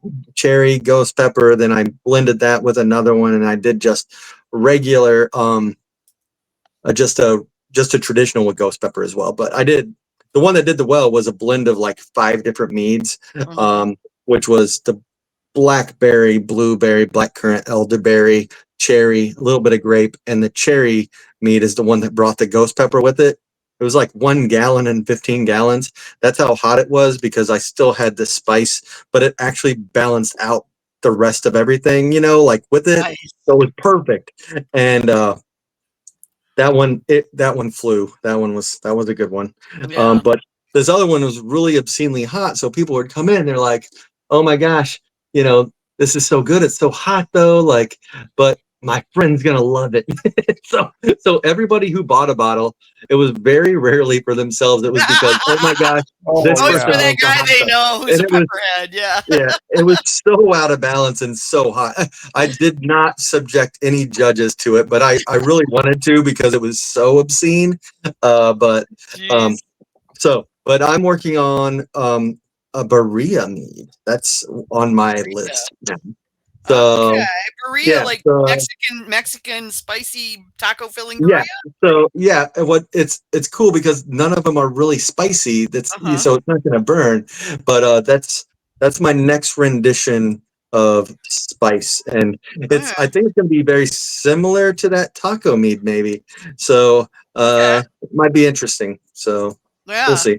Well, and But I've got a jar of mole that I bought when we were down in Mexico, and I've been looking at it, going, I wonder if I can make a mead out of that.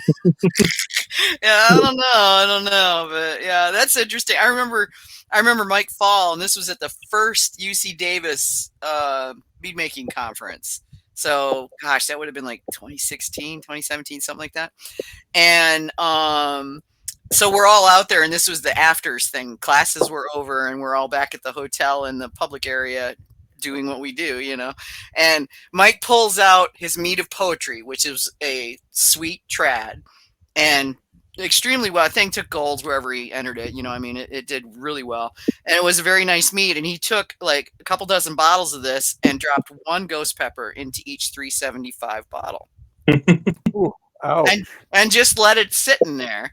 I don't know how long they had been sitting, but he brings this out and starts pouring it and gives me a glass, and I touched it to my lips, and my lips instantly like burst into flames, and and I was like, "Wow, Mike, that's really interesting. Here, have it back."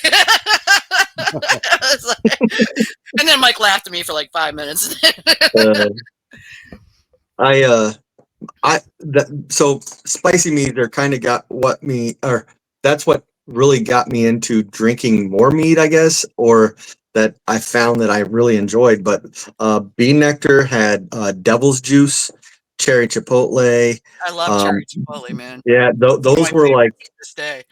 Yeah, 2 of my favorite meads, and those were that devil's juice was the first bottle of mead that I actually drank the whole bottle, and I did it twice, and I bought my local store out of it when I could get it, and the guy was so mad at me. The manager was like, "Dude," he goes, "I wanted one of those." I'm like, "I'm sorry, there were 4 bottles left. I wanted all of them." I'm like, it's so good, and then but they've always done the heat really well, and then of course Sergio did some really great heat, but he did that ghost pepper like whole series.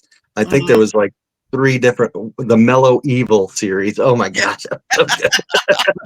I never got any of those. I don't think I know I took a bottle of Murder of Crows to our beekeeping picnic, and they were just like, holy shit, this is good. And I was like, right? they had no idea. And I'm like, this is what happens when you make, because they're all like, well, mead's sweet. And I'm like, no, it's not necessarily. Try this, you know. That's a great mead too. So. Oh man, it is. Yeah, that and Midnight Jack. Yeah. Was the other one. Yeah, that was really good. Well, all of his meads. But he did a good job with the dries. So Cellarman's was another one who did dries all the time and nailed it, man. They just every single time out of the gate. Yeah. Yep, that was just a fun place to go. A change of pace. It was after going to Schramm's, be Nektar, Kunin, you know, on mead day or whatever event was going on. Go to Cellarman's, and it's like, wow, it's different. Yeah, I did that too because I went to Ken's, I went to Schramm's, I went to be Nektar, and then I went to Cellarman's because I was just bebopping around the area, you know. And I'm gonna do the rounds again. It looks like I'm gonna be spending 2 weekends in succession in Southeast Michigan because first weekend in October is the Michigan Mead Cup, and the second weekend in October is the Michigan Beekeepers Conference. Yeah, I just saw the Michigan Mead Cup thing, so I need to check my calendar. You need to come. Yeah, if you can come up for that, man. So it's actually is it the first week? No, second weekend in October. Second weekend. Okay, it's the other way around. Yeah, whatever. But both weekends I'm down in that area. So yeah, I was like, oh, maybe I'll just stay. No, I am not staying a week in the Detroit area. I'm just not. You know, so it's only it's like a 3-hour drive for me. So it's really not that big. FYI, for anybody who's interested in Michigan Mead Cup, it's the 11th of October is now the official date. It's just published apparently yesterday. So did they actually publish that, or that's what I'm being told, and I just checked multiple sources. Yeah. So. Okay. Cool. Yeah, because it's not up on the sites yet. So I looked for that, and it's not up. Yeah. I saw it published in a few places today as well. Okay. And then I was just like, I wasn't online today, so I didn't see anything from anybody. I got online for like there. So I hope to be there. Yeah, I've been hanging out in the meat space today all day, so you know, running around prepping for the trip, you know. We were camping and then went to Turkey Run, which is still basically really close to where we were camping anyway. And so I had really, really spotty service, and my phone died for the last 2.5 days. So I came out of the woods and I'm like, okay, I'm going to look at Facebook and catch up for 3 days. And I'm like, oh gosh, there's so much I missed. But yeah, that was one of them. The only thing about October for me is since I'm the junior high cross country coach for the school over here. October is that's I want to say that weekend. I'm almost positive is sectionals. Oh, dude. So we'll see though. I don't know. Yeah. It's always one of those things where I get done with sectionals and I'll be in Danville and I'll be is Michigan Mead? Where is it judged at? Where's Michigan? It's in oh shoot, my brain wants to say Royal Oak, but that's not right. Oh, it is in the Detroit area then. It's in the Detroit general vicinity. Okay. Yeah, it's like north and west of Detroit a little bit. Same place as last year. Same place as last year. Yeah, it's I can tell you in 1 sec here. Hold on. Yeah, scroll back through the chat because I think Rob said something. Brighton, thank you. Rob just said it's in Brighton, Michigan. So yeah, that's like a 2.5, 3-hour drive for me. No biggie. I can get down there, but I'm planning on going down and spending an extra day if I can, and go around and do some visiting. You know, see if I can roll up Amy and Annie and go do a little mead hunting. Oh yeah, there's just a few people there that I like. in that area. No. Yeah. there's so many. It's so hard. I would never even get to see everybody anytime I go back. I never get to see anybody. It's like, well, and it's such a big, it's a state so spread out too. So like there's a whole mess of us in the northern part of the state and then the southern part of the state, and it's getting a little crazy. Yeah. Yeah, so I'm being told it's at the Becker warehouse. Yes, same place it was last year. Okay. Yeah, and it was good last year. It was a good comp, and all the way around, it was well done. I liked it. I thought it was good. Had a good time. Came as usual. Came back with as much meat as I left with, but it was all different meat. Yeah. Yeah. Every time John's like, "So how many bottles did you bring back?" I'm like, "Well, I took 12 out, and I'm going back with 13." He's like, "Figures." I said you could only have 12. Yeah, right. It's so funny As if that would ever hold water. Yeah, because right? I always load up at least a case of something, and I try to find some things that are from other areas of wherever I'm going. So if I'm going to Southeast Michigan, then I'm going to get stuff from like West Coast and Southwest and Florida and things like that. AJ is apparently in the boonies. They're doing the birthday things today, and so happy birthday, AJ. And yeah, and she says there's a rotary dial phone within reach of where she's sitting. Yeah. And there's people in the audience are going, "What's a rotary dial phone?" Yeah, you know it. All right, yeah, you know it. They're the ones that they see a cassette tape and they're like, "What's this?" Give us about 5 more years and everybody's going to wonder what's a CD. Oh, I know. Oh yeah. My daughter. Yeah, my daughter saw. money. I remember the first time my daughter saw a record because we had a collection of albums, and my daughter saw a record and she pulls it out and looks at me. She says, "Mommy, what kind of CD is this?" Yep. I was like, "Oh, I'm old already," and I was only like 35. Oh, it's a hubby's birthday. Okay, happy birthday! Tell him we said happy birthday. I don't know. I was thinking it was Okay, hers is okay. I got to get my birthday straightened out. But yeah, that's it's nuts. Well, I understand it if you got cross country stuff. I totally get that. But if you can't, I know. take it, man. I had to send a friend to Sugar Belt East last year because of cross country state. Which I'm glad my guys made it. But I also wanted to go hang out with all these guys over in Virginia and drink. I know. I haven't been to Sugar Belt East yet, so I wouldn't mind going down to that. But now it's a whole. Before it was like a 2-hour drive. Now it's like a 15-hour drive. It's like so it's a whole other thing. But yeah, I hear you. It's kind of a shame that the stuff I'm doing is in Southwest Michigan, because then from there I could just like say, all right, well, I'm done here, so I'm just going to head down into down to see you. Yeah. It wouldn't be that much further, but if it's from Detroit, I might as well be at home from that, so I'll pick a different weekend to come down and see you. Yeah.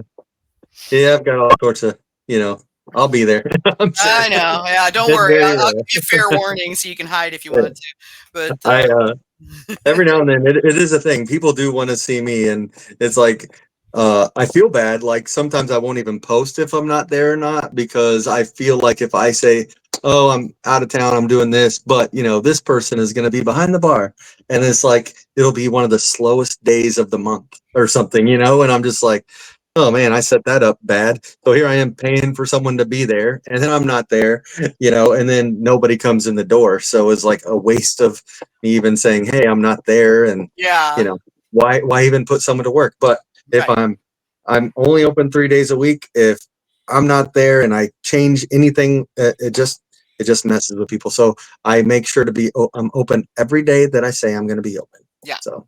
Yeah. Well, you have to be as a business. You have. It's a business. You have to do There's that. Nothing worse than a customer driving in there to go somewhere. And this actually happened to us this past weekend. Went somewhere and they're like, "Oh yeah, we're actually closed today. We just decided to close." Yep. Like yeah. What? We had a local restaurant and we went over there. Me and John and a couple of our friends were like, let's go over to this place. And we're like, okay, cool. And they're open every day of the week. And it's just a regular, nothing fancy. It's just, regular down home cooking kind of food. And so we get over there and it's empty. And we're like, the heck? And, we go and look and they're closed. Okay, what the deal? So we went and found another place to eat, didn't think anything more of it. And then later that week, I get on the local town Facebook group and go, does anybody know why this place was closed last weekend? Apparently I touched a nerve, because this lady's like, some of us like to have days off. You got a problem with that? It's like, I'm just curious why it said it was going to be open and it wasn't when we stopped in there to eat dinner. And then somebody else popped up and said it was, and I hear this is happening in a lot of places. Nobody showed up to work. Oh, yeah. Yeah. Well, that's why I'll never. When I was in Mazer last year, it happened, and then 2 weeks later, it happened again when I was at Fobab. That the person working for me had to call in, and I understand things happen. It just at that time I didn't have anybody but her really, and then so nobody else I could even try to get could do it, and here I am, 4 hours away, 5 hours away, and nobody, so I upset somebody that for me only was 45 minutes away. Mm-hmm. So, but ever since then, I've made sure that I have a person that's going to be there if I'm not going to be there, and then a backup person. Yeah.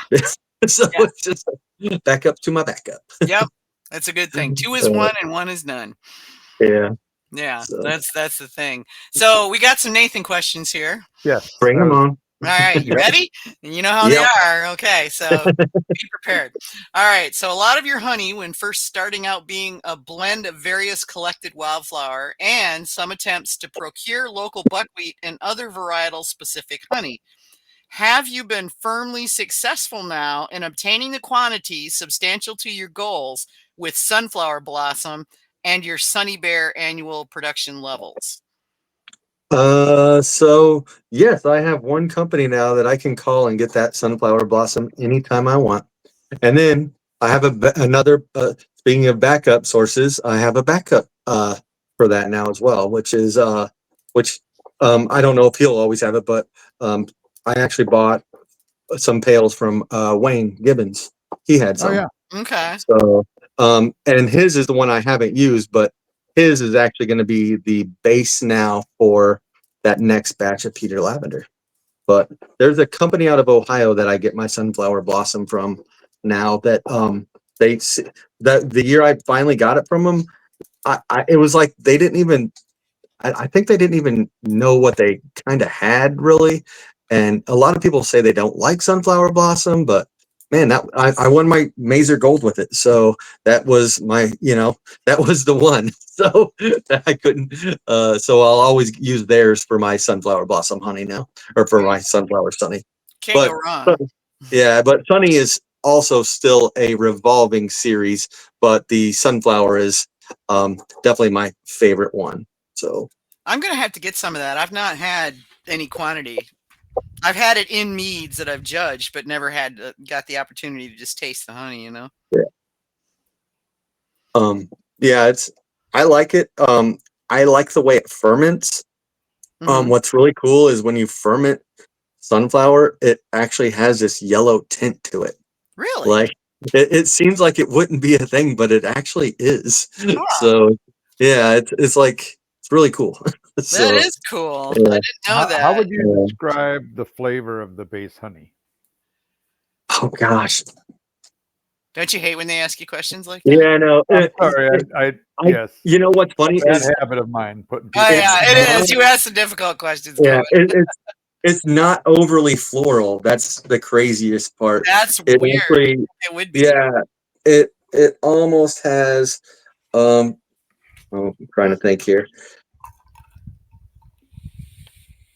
Almost a slight bitterness to it, but I just can't explain that That flavor right. actually Like makes it's sense. a richer honey with a slight bitterness.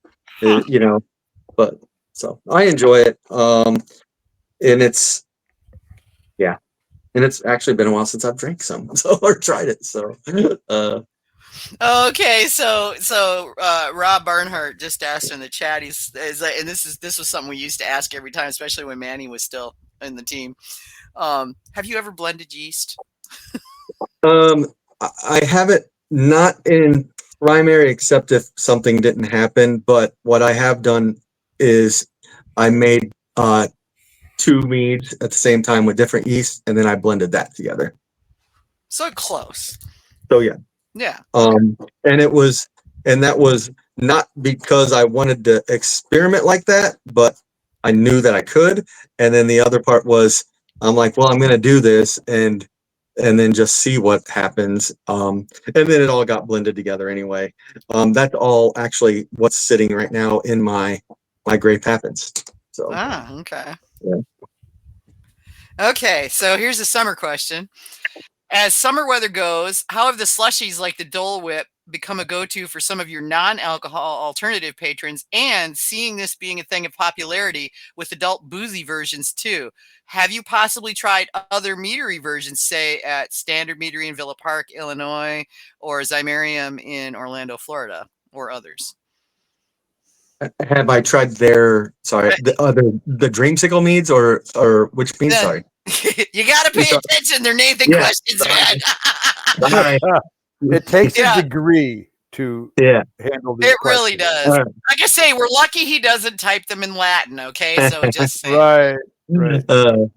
So I have tried standard yeah. meads, yes, Okay. and I've tried some Zymarium meads as well. Okay. Now, is this I heard the word non-alcoholic and session in there, right? Yeah, okay. So as the summer weather is going, how have the slushies like the Dole Whip become a go-to for some of your non-alcohol alternative patrons?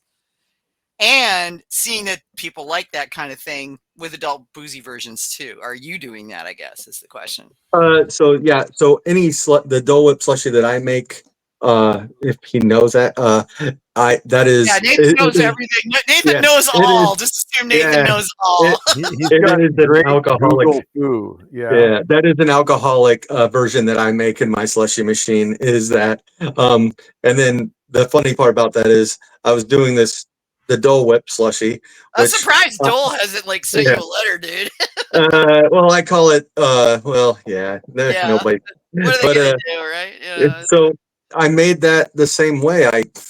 It wasn't that I fell upon it, but I was just messing around with that liquor 43, and I added pineapple juice, and I'm like, oh my gosh! And then I add a little cream. I'm like, this tastes like what I figure people say a Dole Whip is, and I had someone else try it, and so it just became a really popular cocktail at my place. And then I turned that into a slushy as well. Why not? I make all of mine alcoholic in my slushy machine. I do mocktails and stuff like that at my place too. So I will I can recreate it without, if people come in. But yeah, I don't get so crazy as to do one where I'm going to package it like that or anything like that, since it's mine's a cocktail. Oh, okay. Yeah. I haven't given you a Redneck Manhattan yet, have I? Oh, actually, maybe we did at Valkyrie's. I don't know. We drank a lot that night. We drank a lot that night. I don't remember if I had it made by then. I think I may have made it after that. I don't remember. We drank so much. Yeah, that first night, all I remember was we got there and we started drinking. And we started drinking, yeah. I don't think I stopped drinking until I got back home. I don't know. Yeah. Well, and then we went to Sugar Belt and Sandstorm. Yeah. Who know? I mean, I did not know they get sandstorms in Indiana. I had no idea. I think that was a first. Yeah, it was kind of scary and cool at the same time. Okay, so something we don't usually see at meaderies with some licensing barriers. This is interesting. Cigar and bourbon nights. How does that work? Your space, craft cocktails, and setup. Has this been any issue with mead patron regulars? Has this been? Oh no! So what I started doing, I'd be like, "Where's the cigars? I want one too." Yeah. It's funny. I'll say cigar and bourbon night, and basically what it is just an extra night that I can open through the week. So I'll do like a random Wednesday or a Thursday, and it gets attention of people that haven't even been into my place yet. And they will show up, or the simple fact that I'm open on a Wednesday or a Thursday, and people are like, "Oh, I could never come on the weekend, but I could come on Wednesday night." So the cigars are all outside. So they can't sell cigars. So what it is, I always say, bring your own stick. So I have my own personal cigars there, but I won't sell anybody a cigar. So because I don't want to buy the extra license to sell tobacco is basically how that goes down. But the very first one was actually really amazing. And I had all sorts of people come in that were all bourbon people and then cigar people. So it was a nice blend. I ended up doing a lot more work that night than I expected. So I made a lot of cocktails and all this stuff. So the next night I was prepared when I did it again. And it didn't really get as attention as I would have hoped. And then the next one I finally did again, and it was another popular night, but I actually brought in someone that way I could enjoy myself outside with cigar and bourbon. There you And go. that was really nice. So, Yeah. but when you have a bartender that lives across the street, it's kind of nice. Yeah. Yeah, well, referencing back to the Redneck Manhattan that you haven't had yet, maybe I don't know. It's bourbon, of course, and or you can use rye if you prefer, but I like bourbon better. And my cherry bounce. That's right. Yep, I did try that. You did try that, yeah. Those things will kick your ass, but they're so good. They're so good. I'll drink 2 of those and go, okay, I'm not gonna be walking for a while. So yeah, so I have on my side, part of that question was the fact that I do have like I said, a full liquor license. So my licensing, what comes down to the state of Illinois is the fact that it's your local when it comes down to the rest of your license. So I have a winemaker license, and then I have a winemaker retail license, which also, so that way I can sell out the door. Is that double as a liquor license? I mean, do you have a separate license for that? And then my local liquor lice, and that's all it is. And the mayor, who also lives across the street with, that's handy. Pick the right neighborhood, didn't you, dude? Yeah, he was all about it. As soon as I said stuff about, what I wanted to do, he's like, "Oh, you're gonna have bourbon? Okay, we're gonna be friends." That's good. Yeah. So the other thing that I do there is I always tell people that I'm trying to make the best old fashioned in Central Illinois. Oh, there you go. Oh, my mother-in-law, she was an old-fashioned girl. She loved her old-fashioned.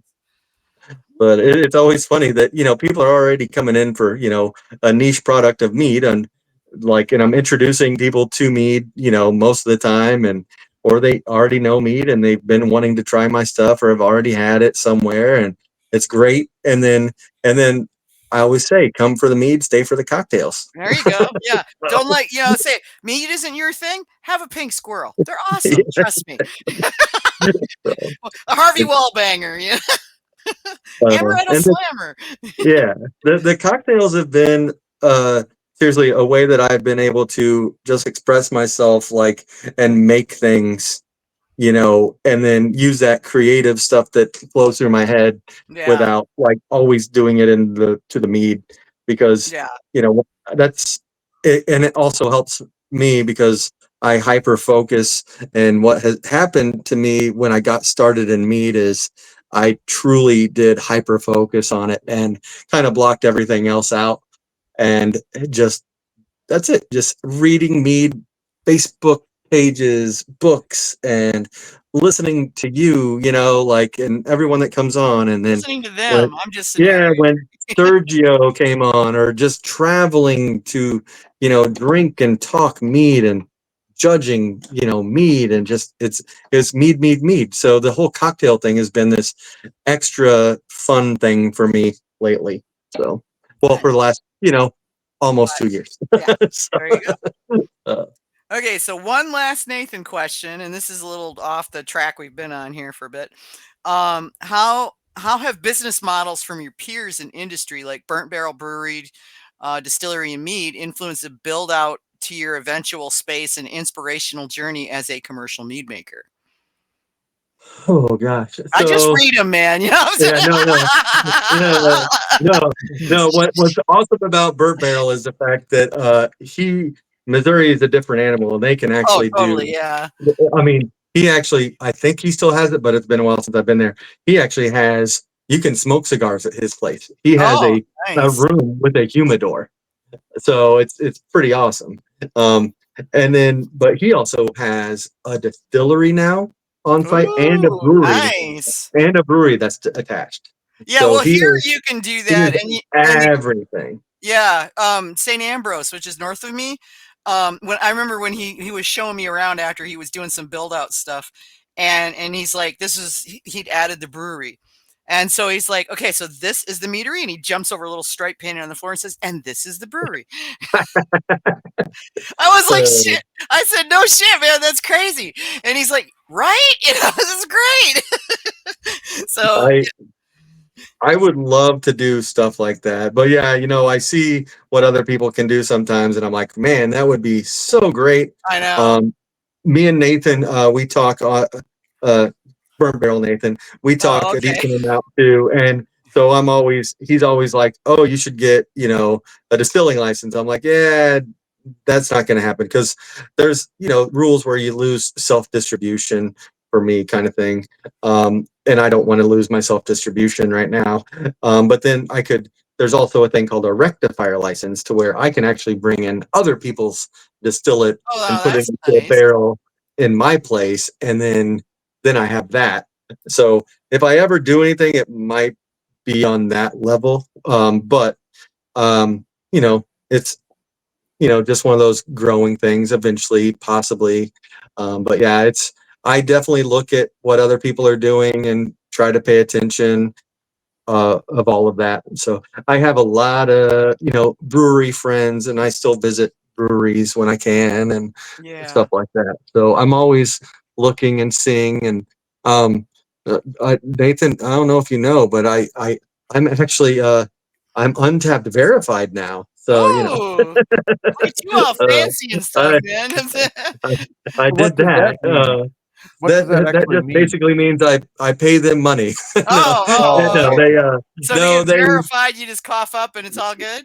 they do, they actually advertise your events. They publish your menus. They have an integrated system to where I can uh, uh, put my menu online, which eventually I'll put that on my website and Yeah. links on my Facebook page. Sergio I used just them haven't done for that a yet. little. Sergio Um, used them for a little while doing that, I believe, and and he ended up switching to something else that was like a menu. He'd scan the thing at the desk at the counter and get the menu thing. yeah, But yeah, and but yeah, it so works. far it's nice. Nobody coming to me, nobody that comes to me that often uses it, right? So it's one of those things that I'm testing it out to see. I can also get it on like to where my menu is on a TV now, to where I can just plug that in and have it right there That's without cool. having to do So you my don't have own, to do the chalkboard thing or any of that. yeah, Yeah. like eventually get away from that maybe. But it's different, but I'm trying whatever I can because I am a small town, 278 people. Oh I gosh, mean, that's smaller than my yeah, town. I thought I was in yeah. the smallest town, dude. So yeah, no, 278 people. It is Yeah, a, we like I have said, it's a 600, so destination. like the big deal. Uh, and it's one of those things that I'm always trying to figure out how to get people to me because, Because they have to come out to your yeah, town from and, wherever. Well, you're yeah, and that's between. I mean, you got. How far are you from Indy? 2 hours Oh, it's and a good ways. 5 minutes. Okay, I was So thinking you there's, were closer. Okay. yeah. So I'm actually almost perfectly in between. Well, the same amount distance from Chicago, Indy, and St. Louis What to about get to me. what about Springfield? That's a pretty good size place. Springfield is an hour and 40 Okay, minutes, because I something like noticed that. you were So like kind of. It looked like you were sort of halfish way between Springfield and Indy, diagonally yeah, speaking. yep, that's about right. Yeah, so yep, they're just a little less than 2 hours from me, Okay, and so man, you're even and further out in the boonies than I am, and that's impressive. well, for the most part. But like I said, I'm 45 minutes away from Champaign Urbana. Oh, I'm Champagne, that's yeah, about that's a big thing. 45, 50 minutes from Terre Haute, Indiana. Okay. So 24 minutes from three different interstates: 57, 74, and 70. You know, Um, and this is something I've seen here, St. Ambrose does it, and I saw it also in Montana when I went to visit Ken Schultz.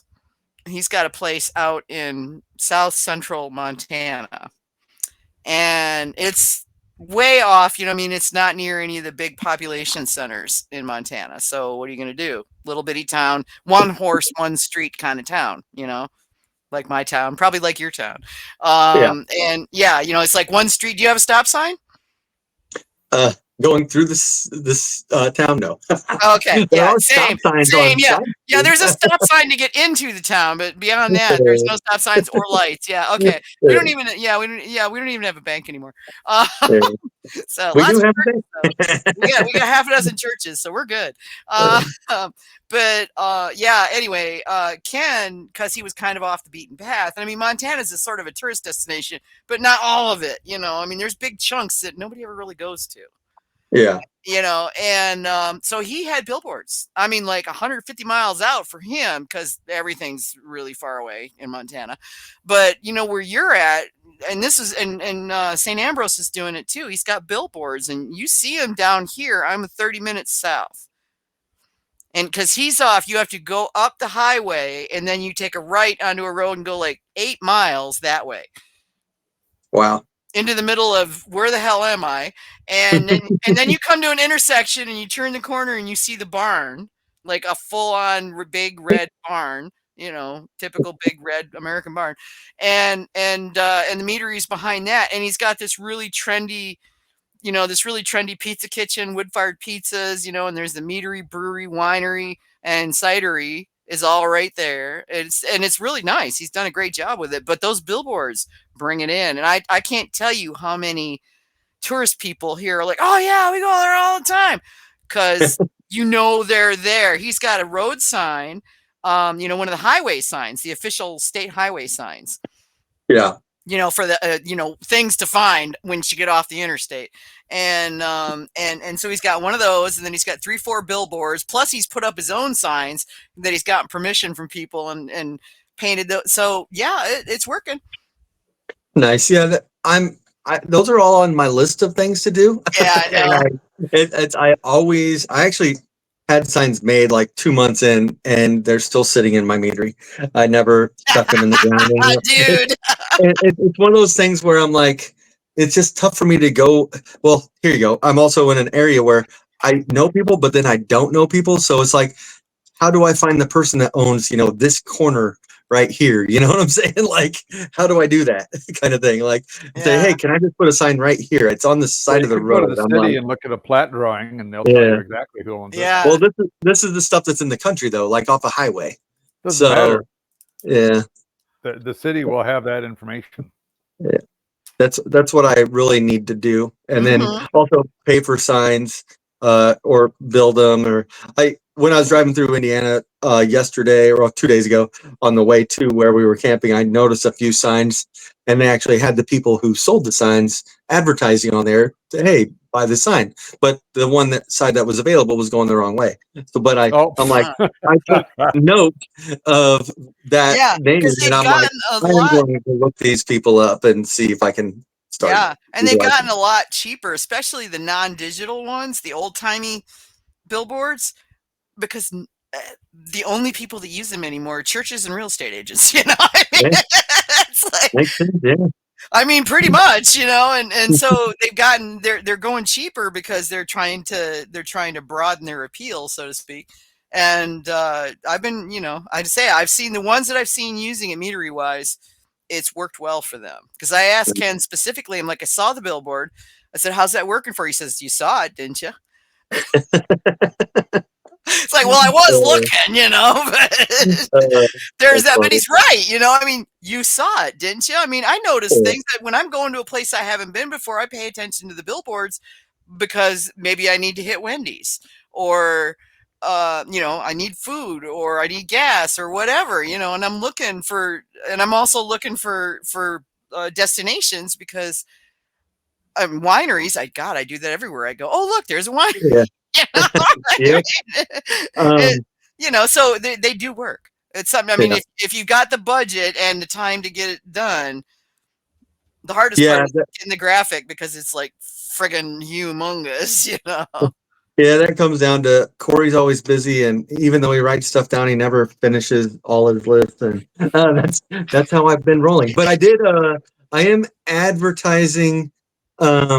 Oh gosh, on a table at a restaurant that and I'm on every table, and they're building this out, and it should be ready like within a week or two, but that's 24 minutes away. And it's I don't know. You get the email, hey, we're advertising here and we're selling these spaces. I'm like, you know what? 3 years of advertising on every single table, and I'm just like 24 minutes away. Yeah. I'm like, maybe that'll work. People stop in, and Yeah. maybe I'm hoping that one will work, but no. The other one, like, so the blue signs. So those are your, like, I want to say the state or local kind of signs.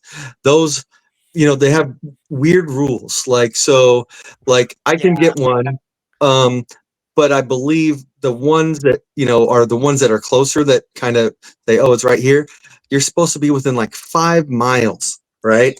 I have one spot that I could put that because it's supposed to be a straight shot with no turns. And Yeah. then if you do the signs on the interstate, you have to also be open. Well, it's not that you have to be open every day, but you have to offer tours Yeah. or something like that, Well, right? and that's like such horse pucky because no turns. Seriously, Yeah. every place I get, you have to get off the freeway. That is a turn. You know? Yeah. Yeah. But It- with the tour thing, I'm like, what? Come up to my window and looking into my meadery. I'm like, that's the Look, tour. the Like, there's. meadery. All right. Can I get you a tasting flight? Yeah.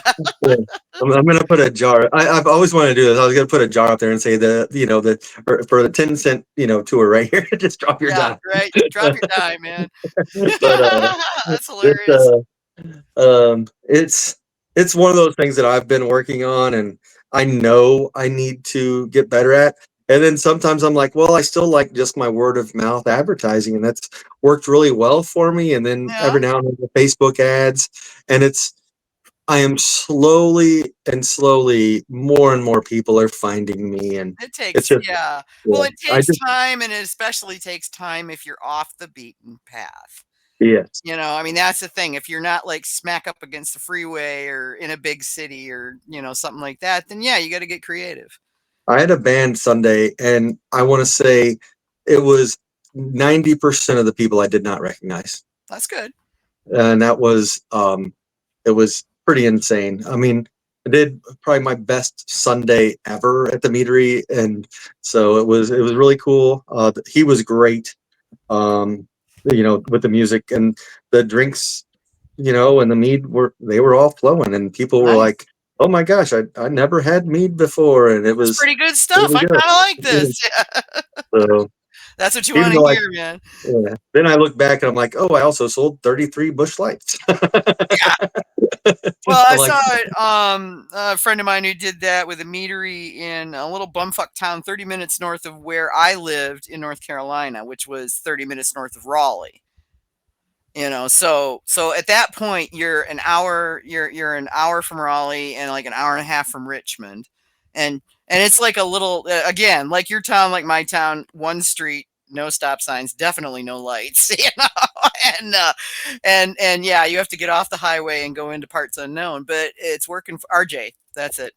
And it's working for him. I went there during his grand opening, and I mean that place was packed. So hey. yeah. I always look at it this way. I mean, there's on the brewery side, Hill Farmstead, right? Like, if you know beer and if you've been into craft beer, you've heard of Hill Farmstead, and they're like a 5-hour drive away from anything. Yeah, and I'll bet they get mobbed on the regular.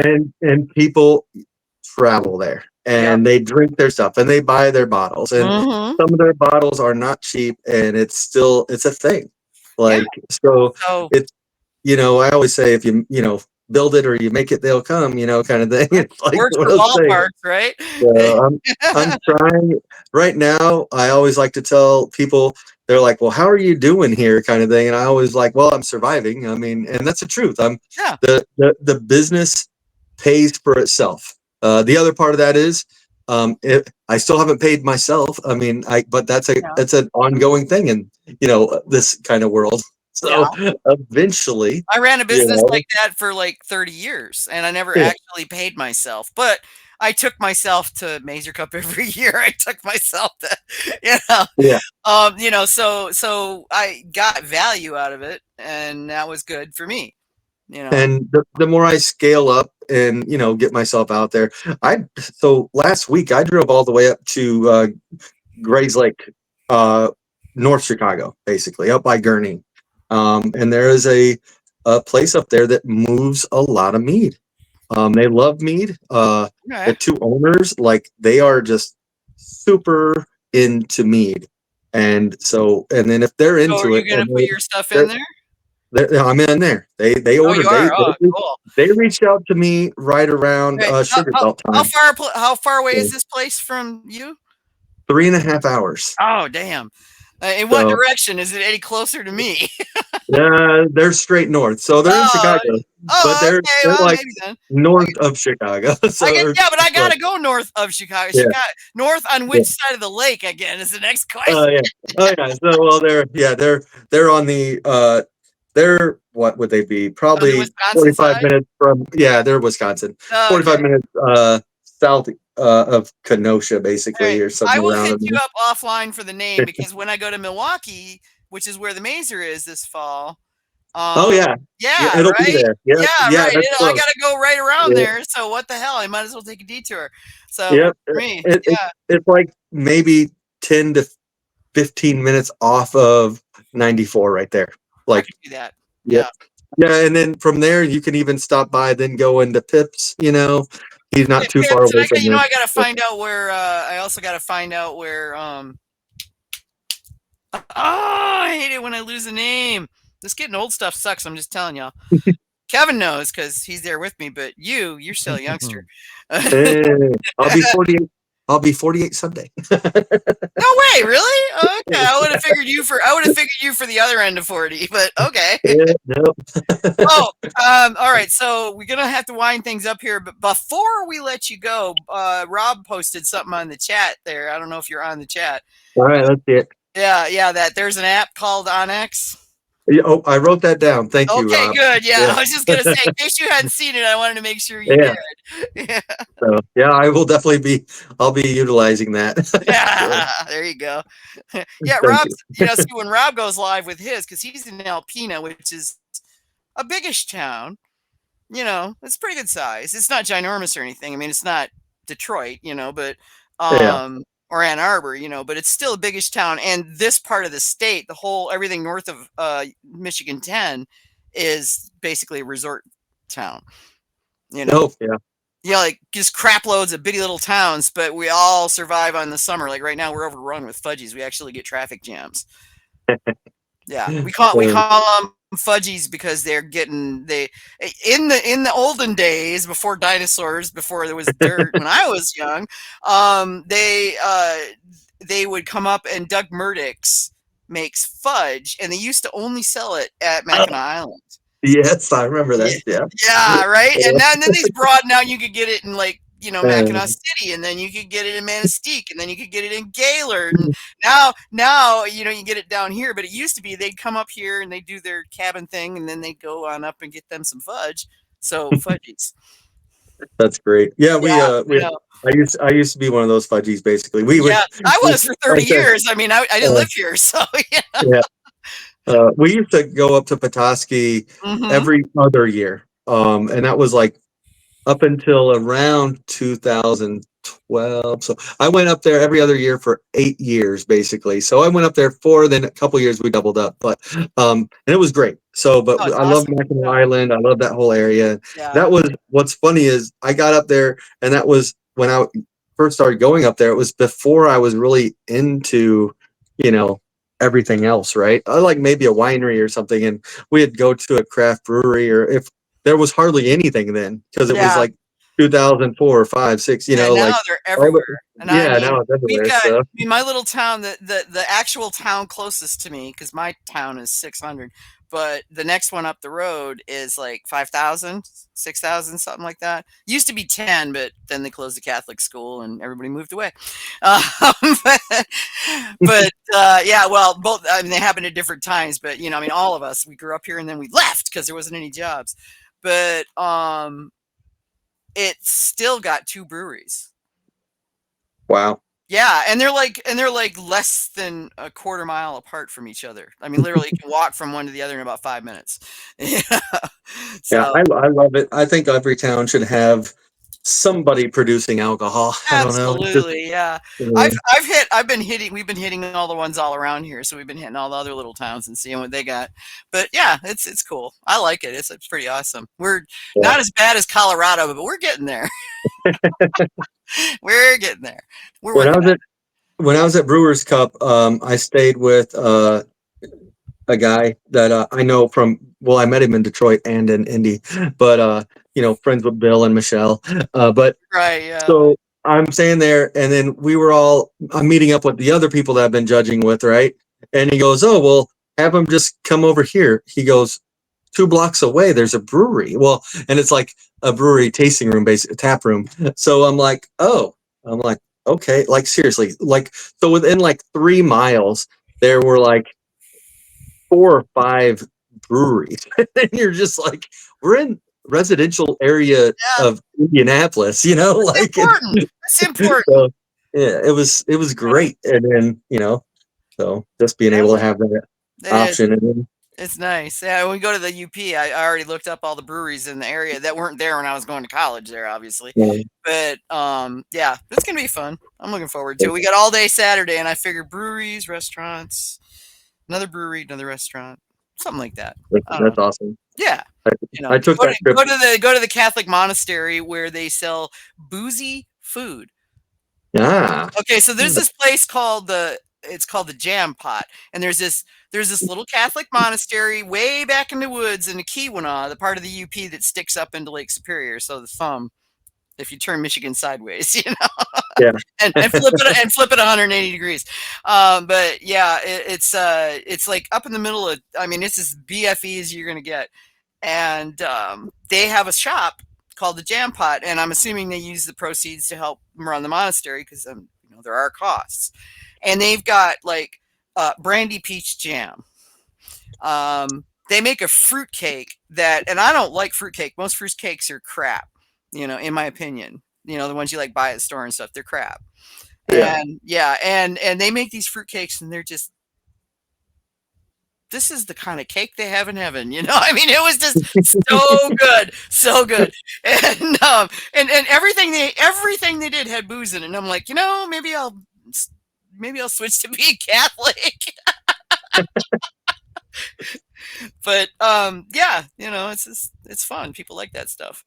That sounds awesome. It does, yeah. If you get up that way, let me know, and I'll go up there with you. It's cool.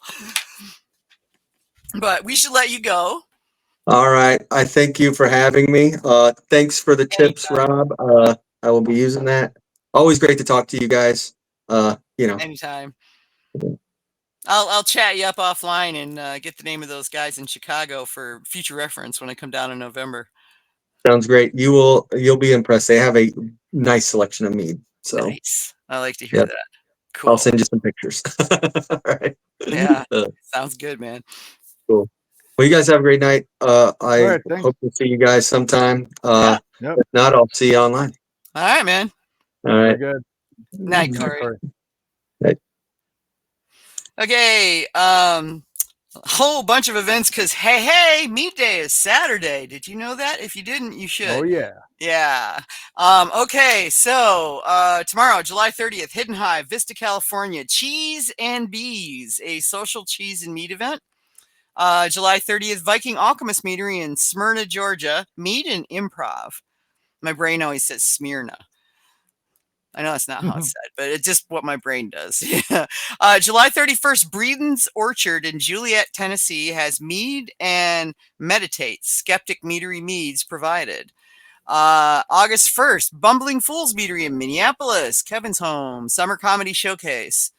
Okay, so August 2nd until I tell you otherwise, White Bear Meadery, Maplewood, Minnesota. Apis Mead and Winery, Carnegie, Pennsylvania. Heidelberg Meadworks, Esperance, New York. Funktastic Meads and Beer in Midlothian, Virginia. Scottson Brothers, Lemoyne, Pennsylvania. They actually are pairing up with a meadery. Brothers Drake Meadery, Columbus, Ohio. W.A. Meadworks, Lindenhurst, New York. Alternative Beverage, Belmont, North Carolina. I always hate these Polish names, or these Swiss names and Polish names and such throw me. Medsi Dedai Eckert in Zofingen, Switzerland. Viking Alchemist, Smyrna, Georgia. Honeygirl Meadery, Durham, North Carolina. Fay Nektar. Okay, August 3rd. Here we go. We're off mead day now. Kingview Meadery, or no, I'm sorry, Fay Nektar in Lake Lure, North Carolina. Mead and Mischief D&D night. AJ could get into that. August 6th, Kingview Meadery, Mount Lebanon, PA, trivia night.